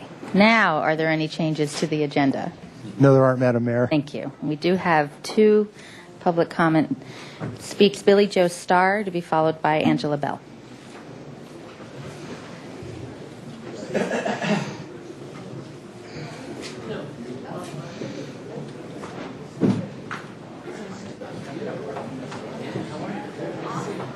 Angela, you going? Is Billy Joe? Angela's going to go first? Okay. Go ahead, Angela. Madam Mayor, City Council, the first thing I would like to say is I'm so grateful for the wonderful, positive campaign that you ran. I was a little appalled for the first time in my life in Santa Barbara at the vicious, mean-spirited campaign that was run. So I'm just very grateful for those of you who ran a positive campaign. But that's not what I'm here to talk about today. I'm here just to let you know about the power of one person. There's a young lady, Billy Joe Starr, who for the past year has been going up to the boys' camp with Toastmasters. She is a very, very exceptional woman. She went there at her own expense. I think I gave Doss Williams the manual that she developed for the boys. The boys asked for, after they graduated from the camp, for a continuation of support. And she, with Toastmasters International, have a nonprofit corporation right now in the city of Santa Barbara. While all of this talk about gangs, what are we going to do, is being done, this lady is behind the scenes doing it. Okay? So I have given each one of you a packet of the work that she's doing. They're doing their first fundraiser. It's called Toastmasters Soldiers on January 20th. So I'm just here to let you know that this is going on. I have enclosed their first newsletter. I have enclosed a memo about them meeting once a week in Santa Maria. So she does follow-up work once a week, aside from the 2 classes that she does up at the boys' camp. This is a application for a grant that she wrote, which is so excellently done. I would hope that everybody on the council reads this application because she did get $5,000. So the grant was excellently written and applied for. So I'm just here to let you know that there is work being done with youth at risk. The boys there are 13 to 17. I have gone up to the boys' camp with them a couple of times, and I am so impressed with the work that she is doing there. Also, I think most people, when they say gang members, have a mindset about gang members. These boys are open. They respect each other, the work that's being done. One boy asked me, he said, "You smell good, is that you?" I said, "I think so, because I just washed my hair in lavender." He said, "You are a flower in my nose." So I just want to support the work that's being done because I love youth. I think that there's a lot of conjecture about what we should be doing. Let's just look at this as an example of what one woman with respect and love has done. Thank and you. She's here with me today, so I would Thank you, Angela. Billy Joe Starr, what an introduction. I know, I don't know how to follow that one up. Madam Mayor Helene Schneider, fellow council members, congratulations. It's a pleasure to be here to share this information with you today. This morning, I actually heard you on the radio speaking about how youth and gang violence is a #1 priority for you and for this council. Being that perhaps I'm the youngest person in this room at the moment, I am here today to speak on behalf of the youth. I think that the president of our Toastmasters Soldiers Club really says it best. We all want safe neighborhoods. Youth and gang violence is the #1 problem in Santa Maria, Santa Barbara, and Lompoc. Everyone wants to know how to fix this problem. Toastmasters Soldiers is a solution. We want to be proactive to prevent violence and use our voices to start spreading an understanding of each other rather than fighting each other. This is from Ray, age 16, who is the current president of our Toastmasters Soldiers Club, and he was also the president when he was incarcerated at Los Prados Boys Camp and Academy. As a Santa Barbara High School graduate myself, I have watched countless friends and friends' loved ones be lost to this undeclared war. I felt the need to stand up and take action. If the youth in this community fail, it is not the failure of an individual. It is the failure of this community as a whole. I stand here today to present a solution, a way to unite as a community. Toastmasters Soldiers. Toastmasters Soldiers assist local young men and women in learning the art of public speaking, constructive listening, and solution-oriented thinking, all vital skills that promote self-confidence, enhance leadership potential, foster compassionate understanding, and contribute to the betterment of themselves, their communities, and humankind as a whole. Toastmasters Soldiers is a self-perpetuating model, a positive community club that is led by the youth it serves. Please join us Wednesday, January 20th. It's coming up at Pierre Lafon's from 7 to 10 p.m. Let's stand up as a community to support and listen to the heartfelt stories of our youth. Thank you. Thank you.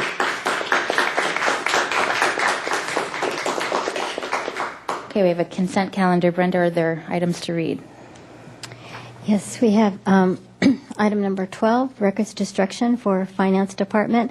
Recommendation that council adopt by reading of title only a resolution of the council of the city of Santa Barbara relating to the destruction of records held by the Finance Department in the administration, accounting, risk management, and treasury divisions.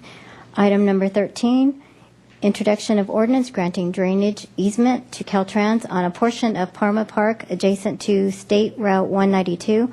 Recommendation that council introduce and subsequently adopt by reading of title only an ordinance of the council of the city of Santa Barbara accepting a contract offer in the amount of $1,200 for a grant of highway easement to the state of California, acting by and through the Department of Transportation for a drainage easement adjacent to State Route 192 to be located on a portion of city-owned property known as Parma Park. Item number 14, adoption of ordinance for amendment of the Police Officers Association labor agreement.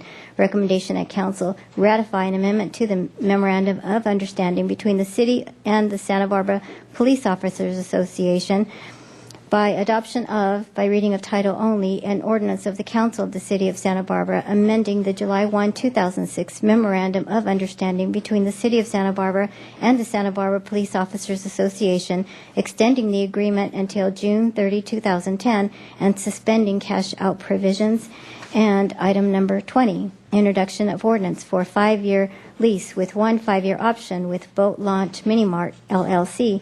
Recommendation that council approve a lease with Boat Launch Minimart LLC and introduce and subsequently adopt by reading of title only an ordinance of the council of the city of Santa Barbara approving a 5-year lease with 1 5-year option with Boat Launch Minimart LLC effective February 11, 2010 for a 536 square foot convenience store at 305 West Cabrillo Boulevard.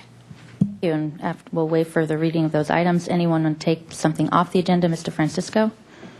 Thank you, Madam Mayor. I just wanted to mention we've all received copies of a letter from an attorney asking that regarding item number 12, records destruction, that we not destroy any records relating to 2 parcels of real property, and the city attorney assures me that any such records will be kept aside. Okay, thank you. Any other items to take out off the consent calendar? I'll move consent calendar. Second that. Mr. Hotchkiss? Item number 11, the minutes. There's a question for the city attorney, actually, with the incoming council members and voting for the consent calendar that includes minutes where they were not council members. Madam Mayor, I'm sorry. I meant to send an email out about this. So this question came up a while back, and it's a Robert's Rules of Order question. I checked Robert's Rules, and I think technically it would be appropriate for the council members who were not here last month to abstain on this item. I agree. Thank you. Okay. So if someone could, who was here last month, move that item and separate from the consent calendar? I'll move item 11. Second. Okay. All those for item number 11, please say aye. Aye. Opposed? Abstain. 3 abstentions? 3 abstentions. Okay. And the rest of the consent calendar? Move consent calendar. Second that. Okay. All in favor, please say aye. Aye. Okay. Okay. We go all the way now to item number 29. Bill and Company, come on up. The annual, you want to read item number 29? Item number 29, annual water supply management report. Great. Ms. Bjork, it's yours. Good afternoon, Mayor Schneider and members of the council. I'm very pleased to be here today to present to you our annual water supply management report. My name is Rebecca Bjork. I'm the Water Resources Manager, and with me I have Bill Ferguson, who's the Water Resources Supervisor, and Allison Jordan, who's our Water Conservation Coordinator. Today we're going to use this report as an opportunity to review our annual water supplies, bring up some significant water issues that we wanted to have an opportunity to present to Council, update you on our water supply planning status, and then ultimately seek Council action to adopt and approve our water supply management report. The Water Supply Management Report is an annual report that is actually a backward-looking report to summarize the status of our water supplies at the end of the water year. And the water year ends September 30, and for this report, 2009. One of the primary intents of this report is to document that we are not overdrafting our groundwater basins. This report is actually also fulfills a mitigation measure that was included in the EIR that was completed when the Coastal Branch extension of the State Water Project was built. And one of the requirements to mitigate that construction was to ensure that the State Water Project be used to offset overdrafts of local water supplies and prevent us from overdrafting our groundwater basins. And so one of the intents of today's report to you is to verify that we are not doing that. We also want to use it as an opportunity to summarize some major activities and issues that are going on within the Water Division. This slide is just a very broad, big picture representation of our water supplies. The City of Santa Barbara is fortunate to have a diverse set of water supplies in that it gives us added reliability and allows us to better plan for periods of water shortage. And I'd like to take this opportunity to differentiate between water shortage and drought. Droughts lead to water shortage, but there are different situations. A water shortage is where we are running short of water. That is usually caused by lack of precipitation. We've currently had several dry years and are probably in a climatological drought. However, we are not currently in a water shortage. So I just want to make the distinction when we talk about water shortages and drought. They're not necessarily the same thing. Our biggest and primary water supply for this region is Lake Cachuma, which is operated on the Santa Ynez River. It has a capacity of over 186,000 acre feet. It's currently about 72% full. Our allotment is 8,277 acre feet. To put that in context, the annual average supply for the city is 14,000 acre feet. So Cachuma's allotment represents more than half of our annual demand for water. So it's a very important resource to us in meeting our water demand. It is a multi-year water supply, and I think it's important to remember that as we're looking at lake levels, that we've been fortunate in the last couple of decades to have quite wet weather, and so people aren't used to seeing shoreline along Cachuma. But this graph illustrates the water in storage in Cachuma, and you can see that although it's bounced up and down, the top of the graph is where Cachuma is completely full and spilling. And we've been fortunate that it's been up near that during much of the last couple of decades. You can see in the middle of the chart, the blue line takes a substantial dip downward. That was a period between 2001 and 2005 where we had several dry years in a row. And this graph well illustrates, one, how we draw on Cachuma to be a multi-year water supply, but also that as it goes down towards the end, we start to get a little bit anxious about drawing on Cachuma to be a water supply. The red dotted line is the drought, the 1989 to 93 drought that was, anyone who was here remembers as being so very severe. And you can see that that went on. We've superimposed it on this time frame to show that we took another 2 years beyond that last period, and we're relying on Cachuma, but it was getting pretty low.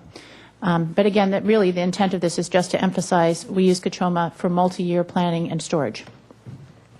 Gibraltar Reservoir is our other water supply from the Santa Ynez River. It is unlike the Cachuma Reservoir, which is owned and operated by the U.S. Bureau of Reclamation.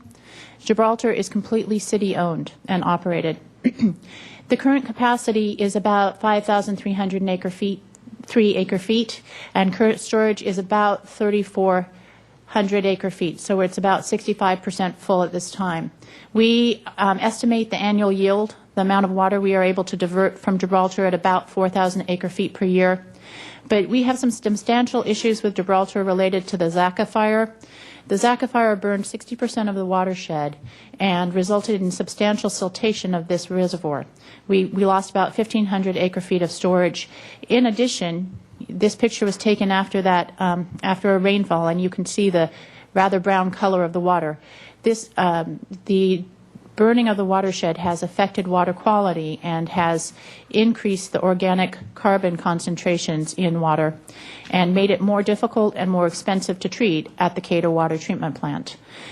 We are working to try and identify resolution to long-term issues associated with siltation of this reservoir, but in the more immediate future, we're working to implement an agreement that was executed in 1989, foreseeing the eventuality of Gibraltar filling up with silt, that would allow us to actually use Kachuma to store water that would historically have been stored and diverted from Gibraltar, so that we won't lose our capacity associated with Gibraltar, but can actually use that at Kachuma. And that's agreement called the pass-through agreement. The other users of the Santa Ynez River have already signed that agreement. It was executed a long time ago. What we need to do now is actually get a contract from the Bureau to allow us to use their storage facility, which is the Kachuma Reservoir, and we're working on the documents necessary for that contract. We have 9 groundwater wells in 2 separate basins. Our safe yield from our groundwater basins is about 1,300 acre-feet per year, but we can pump a maximum capacity out of those basins of about 4,000 acre-feet per year. So in periods of water shortage, our groundwater basins offer us a good reservoir of additional water supply.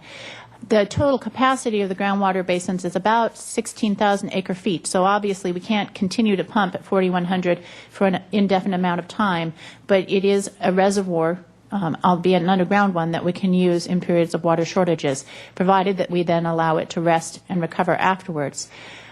Because we did allow primarily the storage unit number 1 to rest and recover substantially after the significant drought of the 89-90 period, we have very well rested groundwater basin in that area, and we've been carefully managing the foothill basin as well. So they're both well rested and quite full. We have recently contracted with the USGS, United States Geological Service, to complete an update of a 2-dimensional groundwater model. We're working with them to make that a 3-dimensional groundwater model. We believe that our groundwater resource offers us slightly improved opportunities over how we've used it in the past, and we want to make sure that we have the tools to maximize the use of that resource. So we're going to be working with the USGS over the next 3 years to make sure we really understand how pumping from the groundwater basins is affecting the interplay with seawater, so we don't get seawater intrusion, but also making sure that we're getting the right amount of water out so we're not overdrafting that reservoir, so that we have full reservoirs if we go into a period of dry time.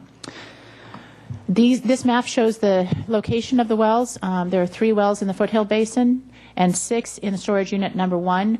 The 2 most northerly are our most recent. They're further from the ocean, so less likely to cause seawater intrusion from pumping.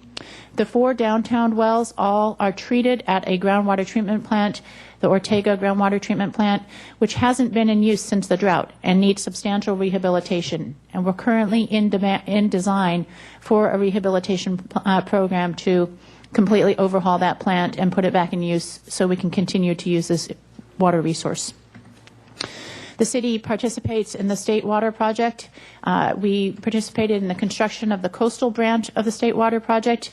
We have what's called Table A entitlement to 3,300 acre-feet of water. What that is the maximum amount of water we could be allocated from the Delta. Each year, the Department of Water Resources evaluates the water supply in the Oroville Dam, which is the source of water for the State Water Project, and in the snowpack, which is a reservoir for runoff into Oroville Dam, and decides how much water they think they're going to have available for project participants. This year, they've given us a record low allocation of 5%. Last year, they started out with an allocation of 10% and increased it to 40% by the end of the year. There's a lot going on in state water right now, and I'm going to talk about that a little bit later. But at this point, I just want to say that with regard to our current water supply makeup and our current demands, this low allocation of state water for the next year isn't really of concern to us. We actually have water from last year that we didn't use that could help augment demand if we needed it this year. And we also have adequate local supplies other than state water to meet demand. Recycled water is our most stable water supply. It is highly treated water that's been treated at the wastewater treatment plant and then received additional treatment. It supplies 800 acre-feet, or about 5% of our demand, for irrigation of landscape and for toilet flushing. We've recently completed a study to look at opportunities for increasing the use of recycled water and identified about another 400 acre-feet of connections that we could make without significant capital expenditures. I do want to let the council know that currently we're actually doing quite a bit of blending with potable water into our recycled water plant. The reason is that we've always blended some amount in order to reduce the amount of salts or dissolved solids, which can be harmful to landscaping.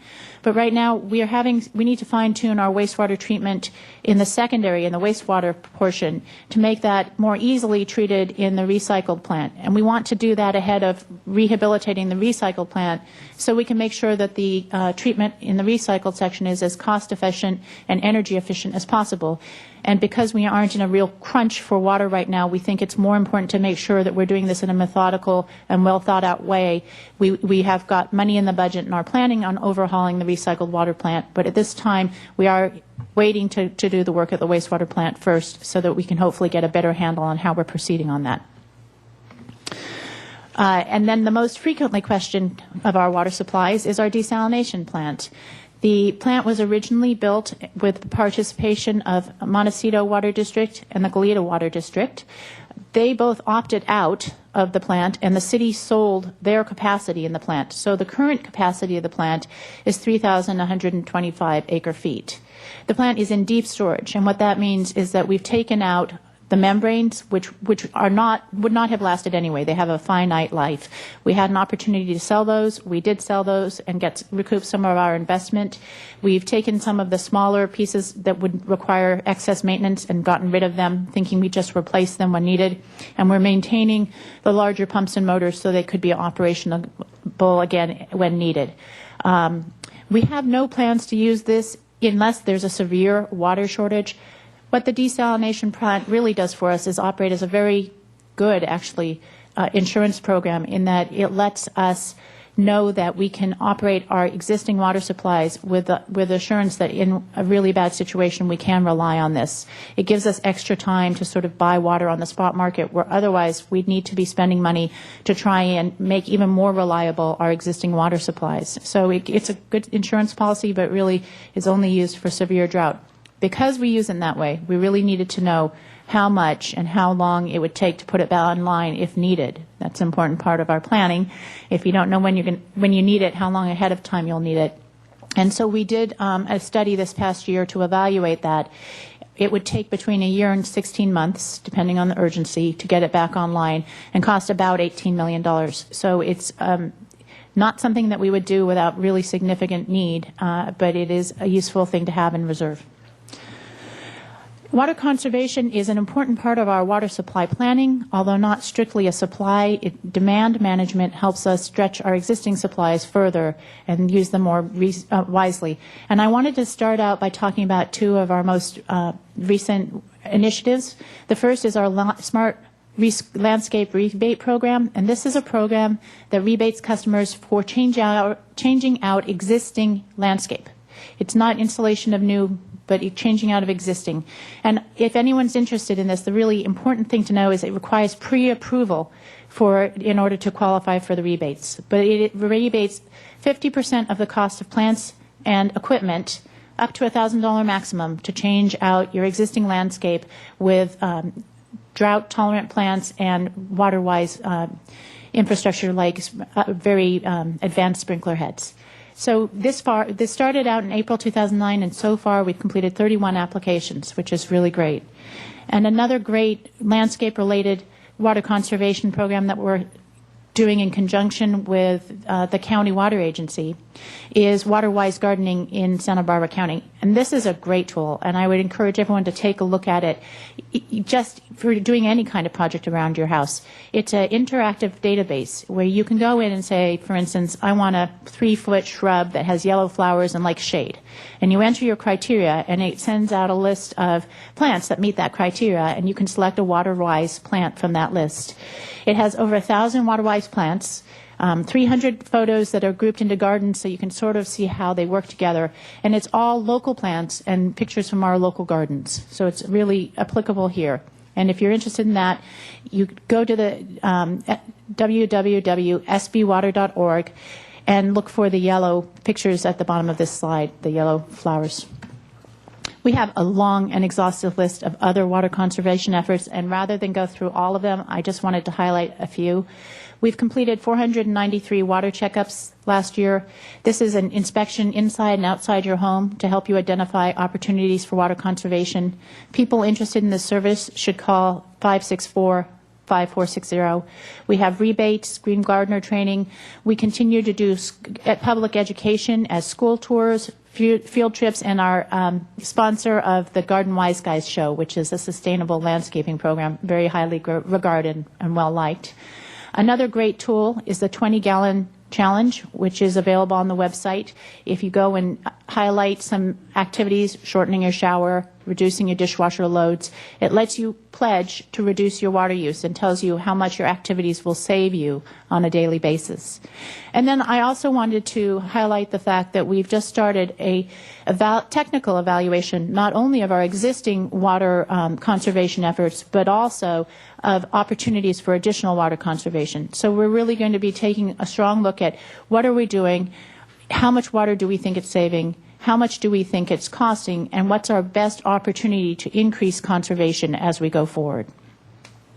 If you want more information about our current program, I direct you to our city website, www.santabarbaraca.gov/water. Now I'm moving into demand and looking forward. This chart shows our historic demand. Prior to the drought, our demand was at 16,300 acre-feet per year. In the drought, we saw about 45% reduction in use. This was in part changing out of toilets and shower heads, but in large part due to really dramatic and drastic one-time measures, letting lawns die, requiring only that trees be watered by hand, and really drastic measures that our residents took to meet the water shortage that we were facing. After the drought, we saw a gradual resumption of water demand to a level of about 14,000 acre-feet per year, where it more or less leveled out. And that's a bumpy leveled out line. It has a lot to do with how wet the weather was in the various years. The rather higher number to the right of that drought coincides with 2007, which was the driest year in a century, and 2008, which was a relatively normal year, but we got 11 inches of our rainfall in January, and the remainder of that year was really very dry. And so people's watering practices were responding in part to the dryness of the climate, but also to a decade of above average rainfall years where I think people had gotten used to having water available and watering their landscapes more than we had historically. This chart shows essentially the same thing. It's per capita water use for potable water only. Our city is currently at about 120 gallons per day per capita. The pre-drought number was about 170. We made substantial improvement. Late last year, the California legislature adopted a suite of water-related bills, one of which is requiring a 20% reduction in per capita water use by 2020. We're going to be following this carefully. We want to make sure that while we're very interested in continuing to make improvements on our water conservation, we want to make sure that we are getting credit for our past activities and not penalized for that. So we're going to be working carefully to make sure that we get a credit for the work we've already done. This chart is from the Water Supply Management Report, and it is our best guess of how we will continue to provide water to meet demand for the next 4-year period. In water supply management, as soon as it stops raining, we assume we're in a drought. So 2009 was the first year of our water planning period, and those represent actual numbers. The bottom bar is recycled water. Next is Kachuma. We used about 6,000 acre-feet of Kachuma water last year. Next is Gibraltar, coupled with water that inflows into Mission Tunnel, and that was about 5,000 acre-feet of our demand.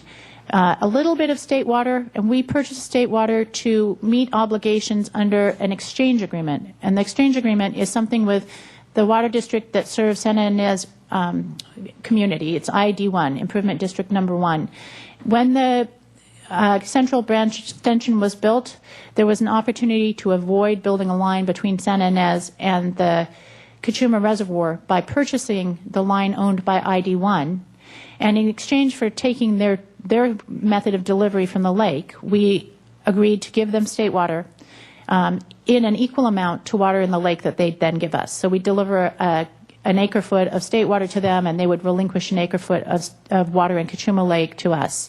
This saved us having to build a pipeline and saved them having to build a treatment plant. Each year we buy about 800 acre-feet of water that goes to ID1, and they give us about 800 acre-feet of their Kachuma entitlement. So that's what that line is.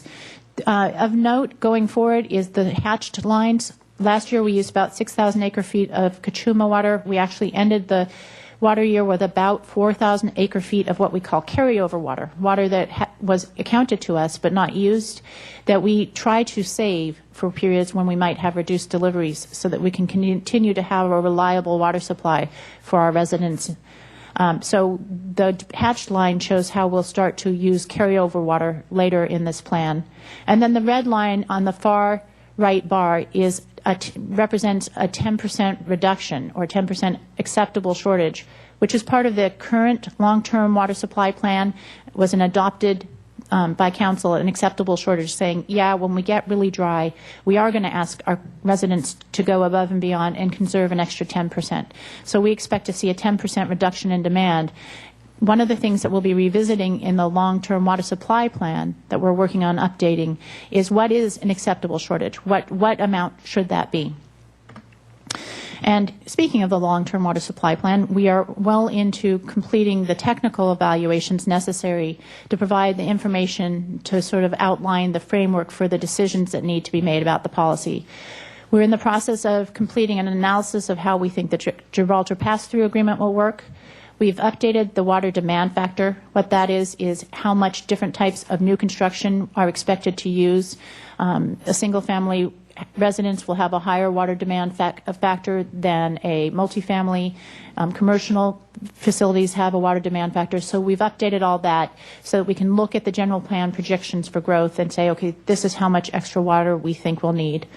We've completed a water supply planning study that includes an analysis of conservation, opportunities for increased recycled water use, an evaluation of the reliability or projected reliability of state water deliveries, and an attempt to estimate how climate change might affect both our local supplies and state water supplies. We've also completed the desal rehabilitation study, and we're in the process of working with the USGS to update our groundwater study. And as I indicated, we're revisiting our conservation measures. All of this information will be used to develop policy alternatives for consideration by our Water Commission and by Council, and will be the technical information has gone to the EIR consultant to be considered as part of the general plan, EIR development, and we ultimately expect to come out with a long-term water supply plan that will have Council's policy on how we are going to expect to meet water demand over the next 20 years. I've touched on some of the significant issues that we're looking at. The state water, as anyone who's been reading the news knows, is a very significant issue for California. We're fortunate that we're not nearly as reliant as many communities on state water. Nonetheless, we are a participant in that project, and it will be of interest to us how it comes out. One of the critical things is that there's a need to have habitat conservation for delta smelt and salmon species, and there's been an order by a judge that limits pumping out of the delta at certain times of the year and to certain velocities. Effectively, that order means that regardless of how much water is in the state water system and in Oroville, deliveries will be restricted to no more than 50% of Table A allotments for the foreseeable future. There is one of the bills adopted by the state legislature really was landmark in that it set a co-equal goal for habitat and for water conveyance for the Delta. Historically, efforts had primarily looked at water conveyance in the Delta. The current plan to try and achieve a co-equal solution is a sort of joint use of continuing to put water through the Delta from Oroville, but also constructing a conveyance facility, a canal, to convey part of the water around the Delta for times when there are sensitive habitats or issues that could be affected by pumping in the Delta. The legislature has approved an $11 billion bond issuance to go to the vote of the people. Part of that money will be used to develop additional recycled water and storage. It certainly is not sufficient amount to construct a conveyance structure. That's expected to be in the $50 billion range. Of importance to the city is a state water rights hearing to be held on Kachuma water rights. Kachuma, as I indicated, is owned and operated by the Bureau. The State Water Resources Control Board is the agency that's been charged with managing water rights in California, and they have been charged with making sure that the protection of downstream interests, habitat interests, and municipal supplies are balanced. We have an existing permit with them. It was scheduled for a review in 2004. It's been pending for some time. We're waiting for an updated environmental impact report, but ultimately the decision of the state board on how to allocate that water resource could have a considerable effect on our water supplies. As I indicated, we're working with Plan Santa Barbara to make sure that we understand how that plan and its projected growth or development can be supported by our water supplies. And we are continuing to work to develop a long-term water supply plan update for Council's review, consideration, and ultimately adoption. So in summary, our water supply analysis is really important to making sure we can support the general plan. We're working hard to complete that in a timely manner that will be in conjunction with the general plan. The statewide drought is continuing. There are predictions that maybe it'll be wet. In fact, they thought maybe it'd rain tonight, when it's looking like maybe it'll be later than that. But we're hoping for rain next week. But at this point in time, we do continue to have adequate water supplies. We're currently going into the second dry year, which is, and we're early in the year, and there's lots of opportunities for rainfall still. So with that, I'd be very happy to answer any questions. I have Bill Ferguson and Allison also if you have technical questions. And ultimately, we're hoping to seek acceptance and approval of the report. We did take this report to Water Commission for their review and input. They voted 3-1 to recommend council approval. Okay, thank you, Ms. Bjork. Any questions first from the council? Mr. Williams and then Mr. House. First of all, you guys have been doing a great job. I know this is usually the yearly ritual where I try to harangue you into what more water conservation measures we can do, and so I will ask you some of those questions. But I just have to tell you that I am so pleased with the efforts that have happened before I got here, but even more so since I've been here and seen you all work. I am very happy that the Smart Landscape Rebate Program has started. I know you guys don't like to call it a cash for grass program, though that's the colloquial use sort of out there in the world. And 31 applicants for that is a good one. I'm just wondering, how are you planning on expanding that and making sure that more people use that, and how many? I guess how much are we really budgeted to be able to do that?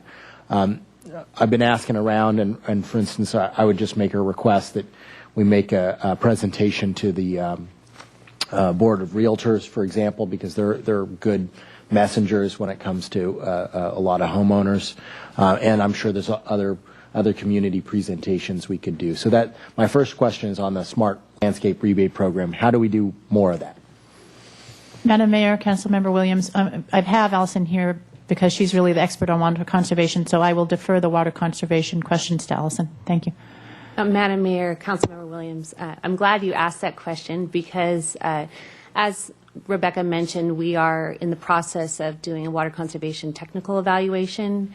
And as part of that, we'll be looking at our existing program and what changes we want to make. So certainly the Smart Landscape Rebate Program is a key part of that. And a lot of interest is in the program as far as we can expand it. We've had conversations with local landscape architects about what other agencies are doing, especially in regards to commercial properties, and that sometimes the rebates are larger for commercial versus residential. So those are certainly going to be things that we're looking at, and it's a good opportunity right now that we've had this base of the program running, and that now we'll be able to do more of a cost-benefit analysis. That's really one of the key parts of this technical evaluation, is that we'll be doing cost-benefit analysis on whatever changes we make or increases in expenditures and staff and all that goes with these programs. In answer to the budget question, we had allocated $25,000 for this fiscal year and for next fiscal year, and I'm pleased to say that we were able to get a Bureau of Reclamation grant in conjunction with the county and several other local water agencies to double that. So we've increased that. We have a match to that, so we have $50,000, $25,000 from the city and $25,000 from Bureau for both years. So we could do a lot more. We're budgeted for a lot more if a lot more people come in and apply for that help doing the re-landscaping. We are. We doubled it, yes. So as far as outreach, again, we're always kind of thinking along the same lines on those types of things, and we have been doing quite a bit of outreach, and we're in the process right now of sending out requests to garden clubs to do presentations. We're looking at all sorts of newsletters as far as like different community groups getting information in their newsletters and things like that. And the Board of Realtors is a great idea.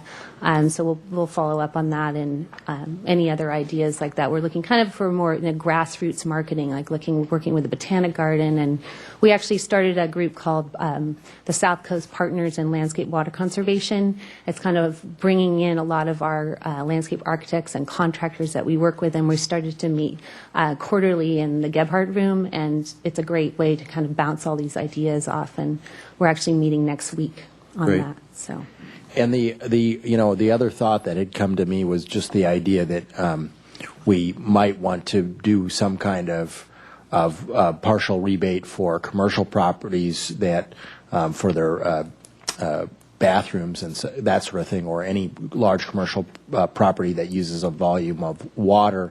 But I suppose that wouldn't make sense until after you've gotten a whole lot of the landscaping areas re-landscaped, because it's just more water even than, say, a commercial bathroom.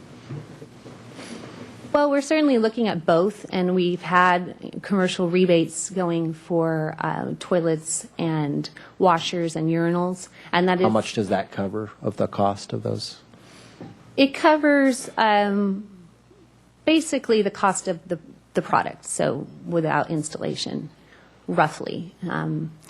But we're also, we'll be looking at those types of things, and one of the ideas is to increase looking at our top commercial water users and some of the higher water uses, some of the new technology, such as with ice machines and food steamers and things like that. We have, mostly with our lodging industry and restaurants, some of our big areas of water use. So we've done a lot with them on kind of the basic things like toilets, clothes washers, shower heads, but now we're kind of looking more into other areas as well. Okay. And then my second question is just sort of on rain sensors. Are we still getting out a lot of those, or is it time that we should do it for smaller properties? Or what's your opinion on, can we get more rain sensors out there? Well, we're giving out free rain sensors still, so anyone is eligible for that who has. So there's no threshold for the size of the property? No, there's no threshold on that. It just, you need to have a automatic irrigation controller.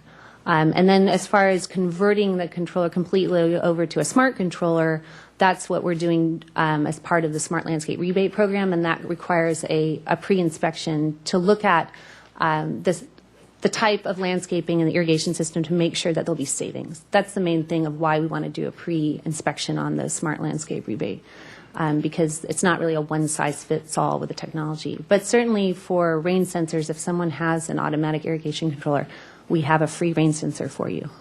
Great. And then the last question would just be on the exciting prospect of expanding recycled water. How long do you think that would take for us to be able to expand that additional 400 acre feet of users and production? Madam Mayor, Councilmember Williams, in the study that we had evaluated, one of the primary things is really trying to make maximum use out of facilities that are located close to existing pipelines. So what really is needed is figuring out how to improve the water quality in terms of the salts content to the recycled water. So we can do it.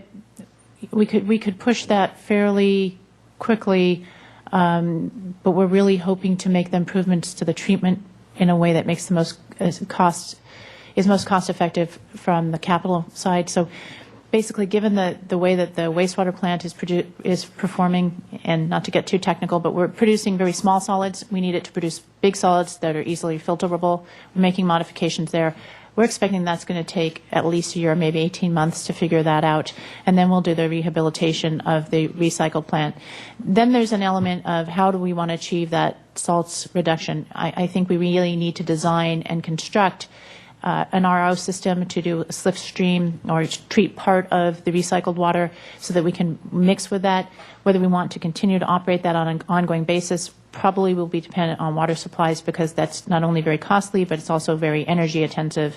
So we have a lot of opportunities in the recycled water, but there's also quite a lot of work that needs to be done to make those opportunities come to completion. And so it's your opinion that we should wait until that 18 months worth of work on the wastewater treatment plan happens before we expand the 400 acre feet? Yeah, absolutely, because what we're looking at is if we're successful, and we have every reason to believe we will be, we can continue with filtration. If we aren't, we'll need to go to a membrane filtration, which is not only much more expensive to construct, but it's very energy intensive. So it's well worth it to hold off a bit and make sure we do the wastewater stuff right first. Great. You know how to convince me that we can, by doing it with less energy, we can, by waiting 18 months. That's a good way to convince me. Thanks. You guys are doing a great job, and I appreciate you answering all my questions. Mr. White? Thank you, Madam Mayor. First of all, on the question of siltation, is there? I'm sure you're monitoring it, and with every rainstorm and so forth and so on. But could you give us a little background or a little orientation about how that analysis and monitoring is going on right now, and what thoughts are there, speculations are out there about how much we're going to lose of the watershed of the storage capacity? Madam Mayor, Councilmember White, we do the evaluation of how much siltation has occurred by doing a topographic survey of the bottom of the lake and figuring out how much it's filled up. It's a pretty big undertaking, and we historically have done it once every 3 years. We did it after the rainfalls following the Zaka fire, so I think that was last year. That's when we confirmed about 1,500 acre feet of siltation. We have not done it since then, and probably won't do it for another year or two, particularly given that last year we didn't have the big heavy rainfalls that could cause a lot of siltation as we did after the Zaka fire. We are continuing to watch the water quality and monitor that on an ongoing basis to evaluate how the organic material in the watershed is affecting our water quality and may affect our needs for changed treatment or treatment levels at the Cater plant. We are really interested in making sure we secure this pass-through agreement, but long term, we are also interested in revisiting what are our opportunities with the Gibraltar Reservoir. Is there an opportunity to increase storage or restore storage there? It's a very valuable resource to us, and we're not interested in losing that resource. But at this point, it seems like the most pragmatic thing to do is to pursue this pass-through agreement, see how well that works while we start to look at longer-term alternatives. Gibraltar is so remote. Trying to get silt out of there is just very hard to contemplate, but we are going to continue to try and pursue that. And as the three of you know, I had the opportunity to struggle with many of these issues under the greatest duress of 20 years ago or whatever or more. But looking forward, first of all, I think it would be interesting to know, for example, we get collaboration with USGS on the wells. I know that, and it may be interesting to hear what their feedback is on that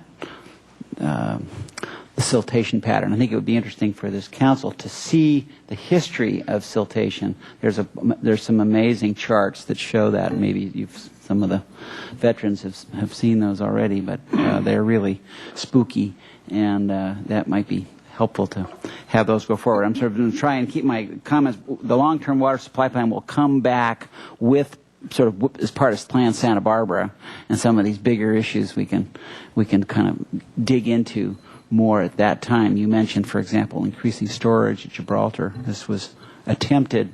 I had the dubious honor of participating in that 20-odd years ago, and it ran into a hailstorm of opposition. I think the only way that could be otherwise is if everybody is doing it together, all members of the Kachuma system get to benefit from it. And I think that's, to me, is thinking about it all these decades, that really is it's got to be win-win. Otherwise, it's going to be win-lose, and we're not going to be the winners. Could you put the groundwater basins back up, please?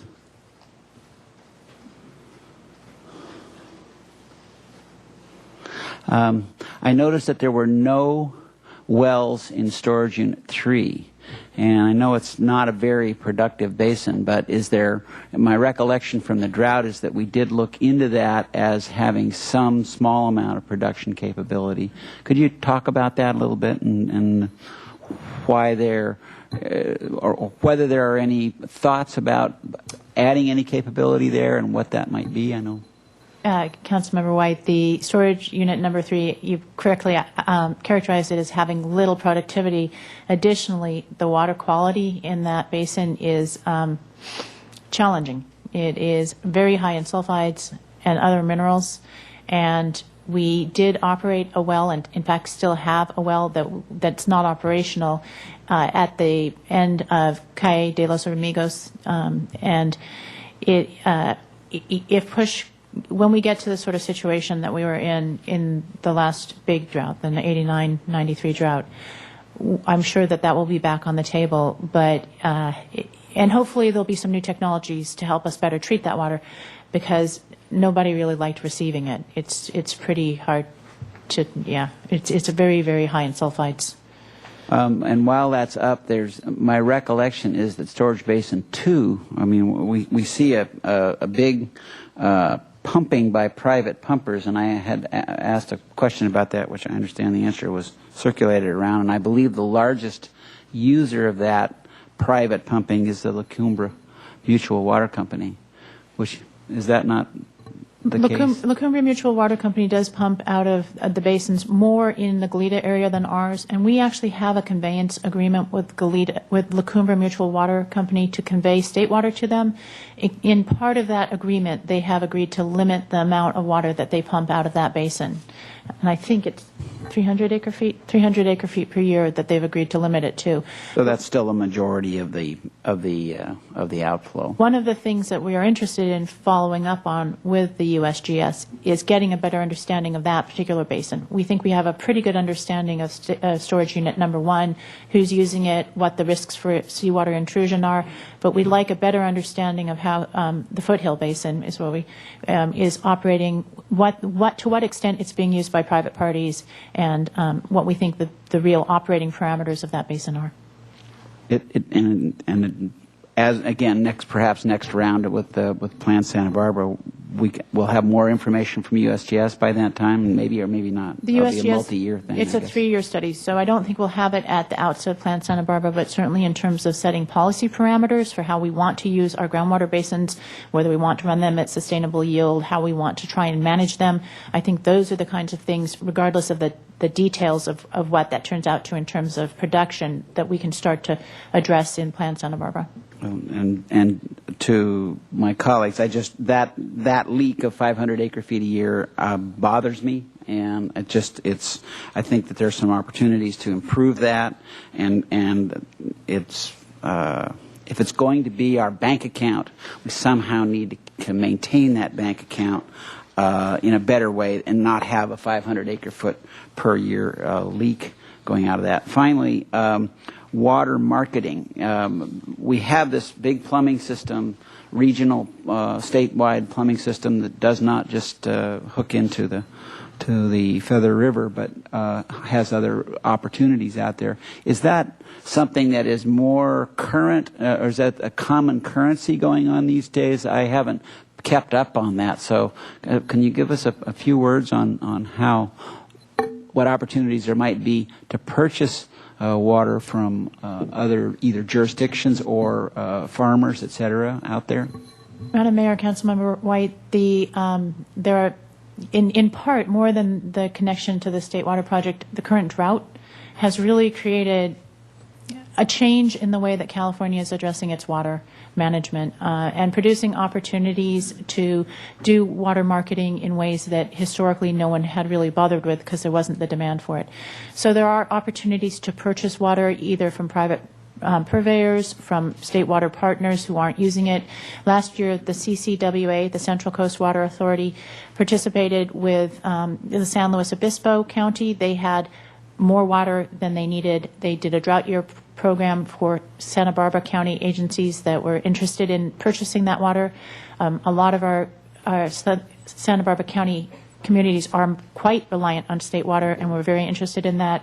But one of the most, I think, exciting opportunities as being part of the State Water Project is the opportunity to potentially do water banking in groundwater basins elsewhere and be able to take state water in times when we don't have real need for it, bank it, and then in periods of drought have that reservoir available somewhere to be able to put into the pipeline and deliver here. So there are some real opportunities associated with being part of the State Water Project that have more to do with infrastructure than the supplies.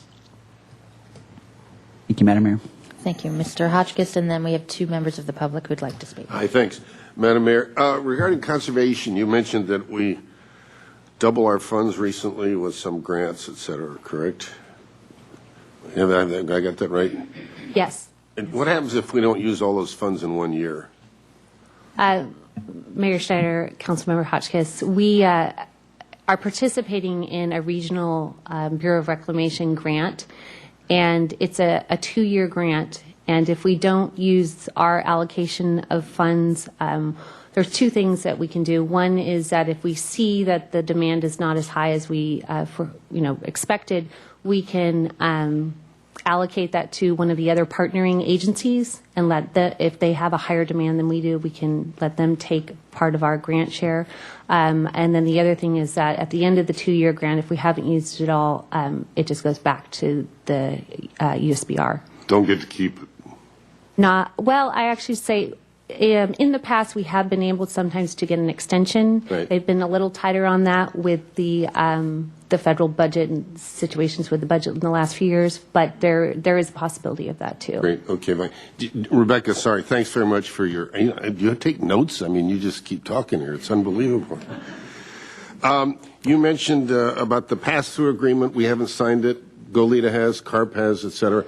Was there a downside to the pass-through and a reason that we didn't sign it? Madam Mayor, Councilmember Hotchkiss, we are a party to the pass-through agreement. Gibraltar, we're talking. Yes, we are. It's the Bureau that was not a party to the agreement. They're not actually a user on the river. The agreement was between ourselves and the other users of the Santa Ynez River. So that the agreement has been signed.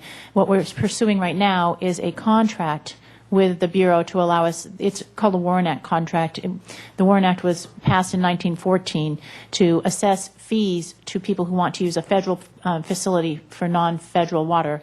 And this isn't actually part of the federal water, even though it's the same river, same water.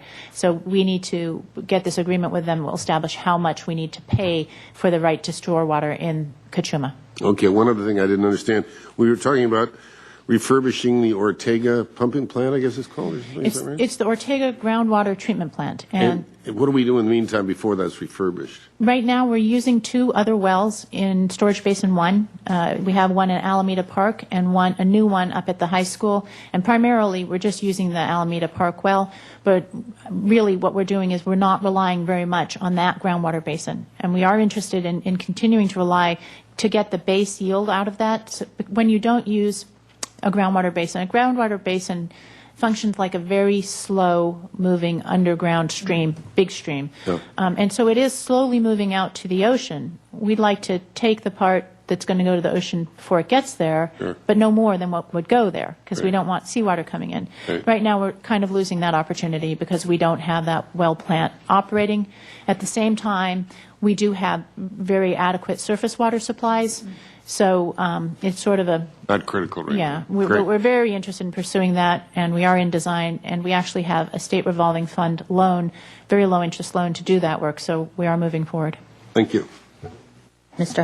Hotchkiss astutely noted Ms. Bjork knows her stuff. So, yes, she does. We have 2 members of the public who'd like to speak. David Pritchett, followed by Robert Burke.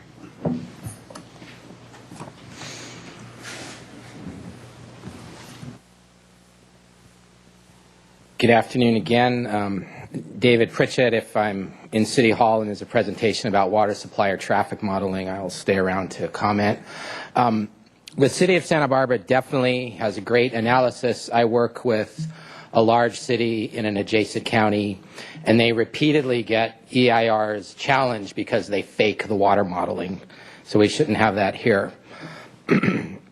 I would like or suggest some excuse me, somebody clarify how the pass-through agreement may work. Perhaps Doss Williams can. If the city volume of water in Gibraltar Reservoir is agreed to be stored in Cachuma Reservoir, how does that work when Cachuma Reservoir is already full? How did this currency work? And my other point is, we heard very briefly in the presentation, the city finished a study of the desalination facility to get it working again from deep dormancy, or whatever that phrase was. It's an $18 million cost in like a 1.5-year project duration. So it's just a reminder, as I foreshadowed before, in Plan Santa Barbara in the next year, water supply is a limiting factor to growth in Santa Barbara that we can't really fake our way through. So it points out to me that desalination water is not a viable option for that much money to have to be spent in that short a time.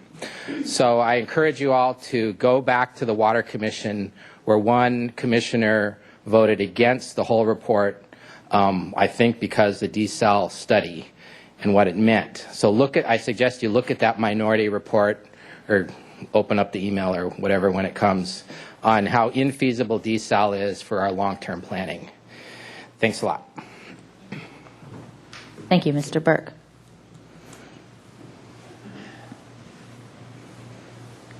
Madam Helen Schneider, Mayor, thank you very kindly. And members, I have questions more than comments. I claim no expertise and only a little knowledge. My experience is Lake Hodges in San Diego County, and my question is on silting, and this is for staff, please. Our experience there was that the silting would go up, and the dam was so old that there was no way to get the silt out. And so the capacity of Lake Hodges became less and less as the years went on and on. And now what I hear you saying is we have a situation where you have much silt that is going down. Well, you do not say that. I'm assuming that it goes down to the bottom. My question is the silt enough that is going to the bottom so much that your figures might be affected by what you have? In other words, are you getting a false reading because you're getting more of a bottom coming up? The other is the dam itself imperiled by the constant silt that might be piling up against it? The other is, what about the mechanics of a pump? A pump is gears, and if you have grit going through it called silt, is that going to damage it at all? And what about the inside of the pipes? Is this going to be, is the composition of the silt going to be corrosive? And do we have capital improvement plans or maintenance plans here to worry about? And my last concern is a more general one. I was informed that beaches happen by littoral cells. In other words, the sand does not go from Alaska all the way down to South America, but each area has silt and sand go down to the coast that forms the beaches, and then it meets a valley, and then that sand goes into the depths of the ocean. So I'm wondering if there's been any consideration about how the dam itself or the silt that has resulted from that would affect the beaches, and whether that's even your concern or not. Thank you for the opportunity. Thank you. Would you turn it back to staff for if you could answer some of those questions from both speakers. Madam Mayor, to start with Mr. Pritchett's comments, I think he very much we are concerned about the cost of desal and certainly believe that although it's going to be ultimately the City Council's policy decision on how you want to view that, currently, despite the fact it is part of our approved water supply plan and one of our approved water supplies, we currently use it as a drought emergency contingency, and it's hard for me to imagine that we would recommend anything beyond that. With regard to the questions about the siltation in Gibraltar, West Coast dams in general silt up. Our dam is also built without any ability to remove silt. Mr. Burke's comments are very perceptive. The inability of silt to flow to the ocean does deplete resanding of the ocean. I hope it's just a matter of time until we develop a science that will help address both water storage for existing water storage facilities by figuring out some method of letting silt go where it's supposed to go, replicating what would have happened if the dam weren't in the way. That is just starting to happen in a few communities in the West, but primarily with dam removal, not so much with dam maintenance. You may remember, I think 2 years ago, there was a huge release from Hoover Dam to allow silt downstream to try and address environmental issues downstream. So certainly the silt behind the dam in terms of what it does downstream is a concern, as well as the offset to water storage. The movement of water from Gibraltar, in fact, through pretty much as we can in our water system, water flows by gravity. So we aren't having silt in pumps at Gibraltar. That's a gravity flow system. But it would be a water quality issue. So when there's high concentrations of suspended solids or organic material in that water, we just are unable to take water from that supply. We can't treat it. So we have to take it from our other supplies. Kachuma, which is more buffered, it's bigger, takes longer for it to be affected, or other local supplies. Okay, thank you. And the pass-through water agreement when Lake Kachuma. Very good. Yeah, thank you. Obviously, our ability to store, not obviously, but our ability to store water in Kachuma is limited to available space. When Kachuma is completely full and spilling, we have no ability to store pass-through water in Kachuma. And it is one of the limitations of not being able to retain the water at Gibraltar. That's one of the things we just won't make up for. However, when Kachuma is full and spilling, we're less worried about water supplies because it means that we've got lots of water. Obviously, we want to have as much storage as possible to maintain that as long as possible. The pass-through agreement is an opportunity to try and stabilize our yields. I don't know that it's the end-all and be-all for that reservoir, and we'll continue to explore that. Thank you. Mr. House. Thank you, Madam Mayor. I want to echo a comment that I've heard earlier, and it's just I really appreciate the staff's innovative spirit, openness to the new technologies, looking for the new science and new approaches to reach out to the public and engage them. I think there's something about the way that we dealt with the very severe drought in the 90s that stuck with us in Santa Barbara, and it's part of our public culture, our way we look at ourselves. We just conserve water, and the fact that you have built a marketing campaign around that and then strategies for people to participate is just really great. So I want to acknowledge you for that. I think that's something I hope you feel that you have the policy support in the city to continue being that kind of an agency and working on our behalf, the secret to our success. With that, I move that we approve and adopt the City of Santa Barbara Water Supply Management Report for 2009 water year, finding that groundwater resources are in long-term balance in accordance with the conjunctive management element of the city's long-term water supply program. Second. Okay, it's been moved and seconded. Mr. Williams? Two things. One is on the question of the pass-through agreement. That the pass-through agreement is not invalidated for the entire wet year or a year of a spill. It's just because, I wanted to just caution the point that just because we can't store more water when there is a spill doesn't mean we can't store more water in the year of a spill.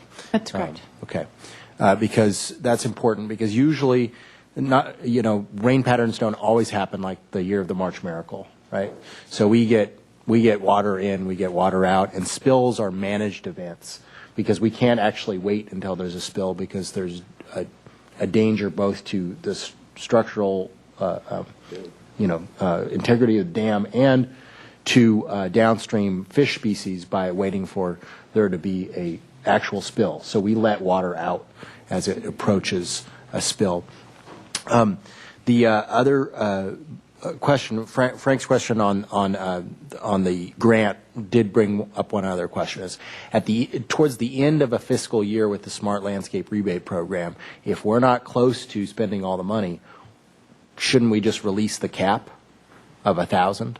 I mean, from a public policy perspective, it doesn't matter a whole lot how,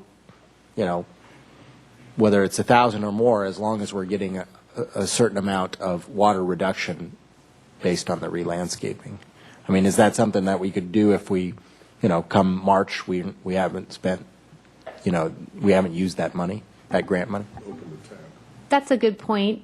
We can certainly look at that because it's a 2-year program and the funds can carry over. And we are doing the technical evaluation, and I foresee that we'll probably be increasing, especially for possibly commercial. So, but certainly we'll look at that as part of the 2-year plan of the program. Great. Thank you. Thank you. And I also want to just acknowledge your work on the gray water system, and there have been changes in the state law, and I know that was listed on the long list there. And people look at the website about opportunities to allow for gray water without a permit. That was not necessarily the case just a year ago. So, okay, this item's been moved and seconded. All those in favor, please say aye. Aye. Aye. Any opposed? Okay, so carried. Thank you. Thank you very much. Moving on to item number 30. Item number 30, appointment of Mayor Pro Tempore, Ordinance Committee, Finance Committee, and Santa Barbara County Association of Governments. Okay, these are major committee and appointments that we need to allocate so we can get some work done in the next week or two. And I know Mr. House has Mr. House has shown interest in being Mayor Pro Tem, and we look at seniority a lot of times, so I know that's of interest. We can do that one first, I think, if that's okay. I'd like to nominate Councilmember House as Mayor Pro Tem. Second. Thank you. And I'm assuming you're agreeing with that? Yes, ma'am. Okay. So all those in favor, please say aye. Aye. Aye. Okay, thank you. And then the Ordinance Committee, we look first also for both the chair and members of the Ordinance Committee. I know, and again, the way I was talking individually to certain people looking at seniority, there's some people who'd like to stay or not stay on Ordinance Committee. So, Madam Mayor, I'm willing to continue to serve on ordinance. Okay, Mr. House would like to stay on ordinance. And Madam Mayor, I'd like to get out. You'd like to get out. Would mean you'd like to go over to Finance Committee. Exactly. Okay. Dale and Doss seem to be the yin and yang, so it would be terrible if we weren't both on the Finance Committee special? together. Okay. So. All right. So Mr. House so far is on his own with ordinance, and Nominate Mr. White. I'd like to nominate Mr. White. Would you be interested, Mr. White? And since now you're the senior member left, looking at ordinance, would you be interested in serving as chair, as you cannot be Mayor Pro Tem and chair at the same time? Okay.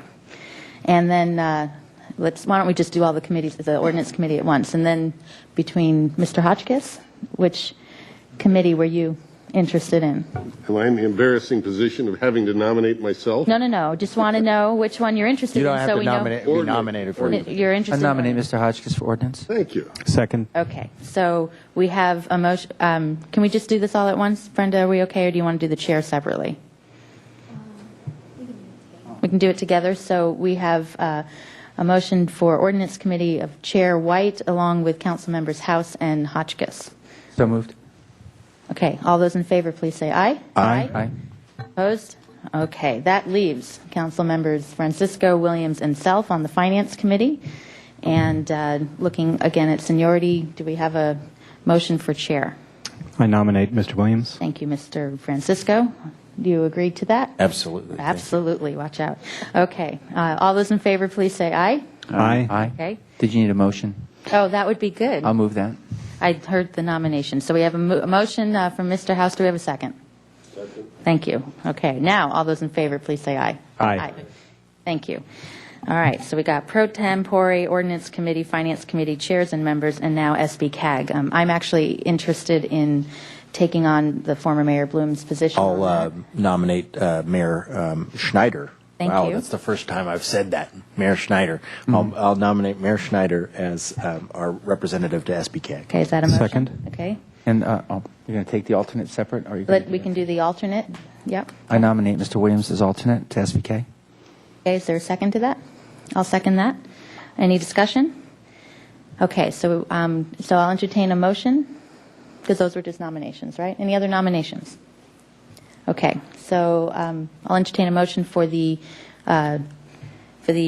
position for SB-CAG and the alternate. So moved. Okay. Second that. Moved and seconded. All in favor, please say aye. Aye. Aye. Okay. Piece of cake, right? Great.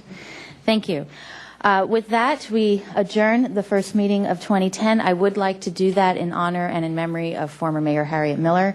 And a lot has been said about her by many, many members of this community over the past week. And she has served this city well in so many ways, and we will miss her greatly.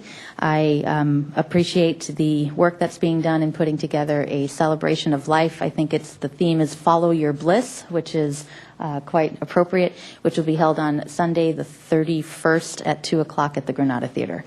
So with that, we adjourn the meeting in her honor. Thank you. And Madam Mayor, there's been a request that you stay for a photo for a moment, so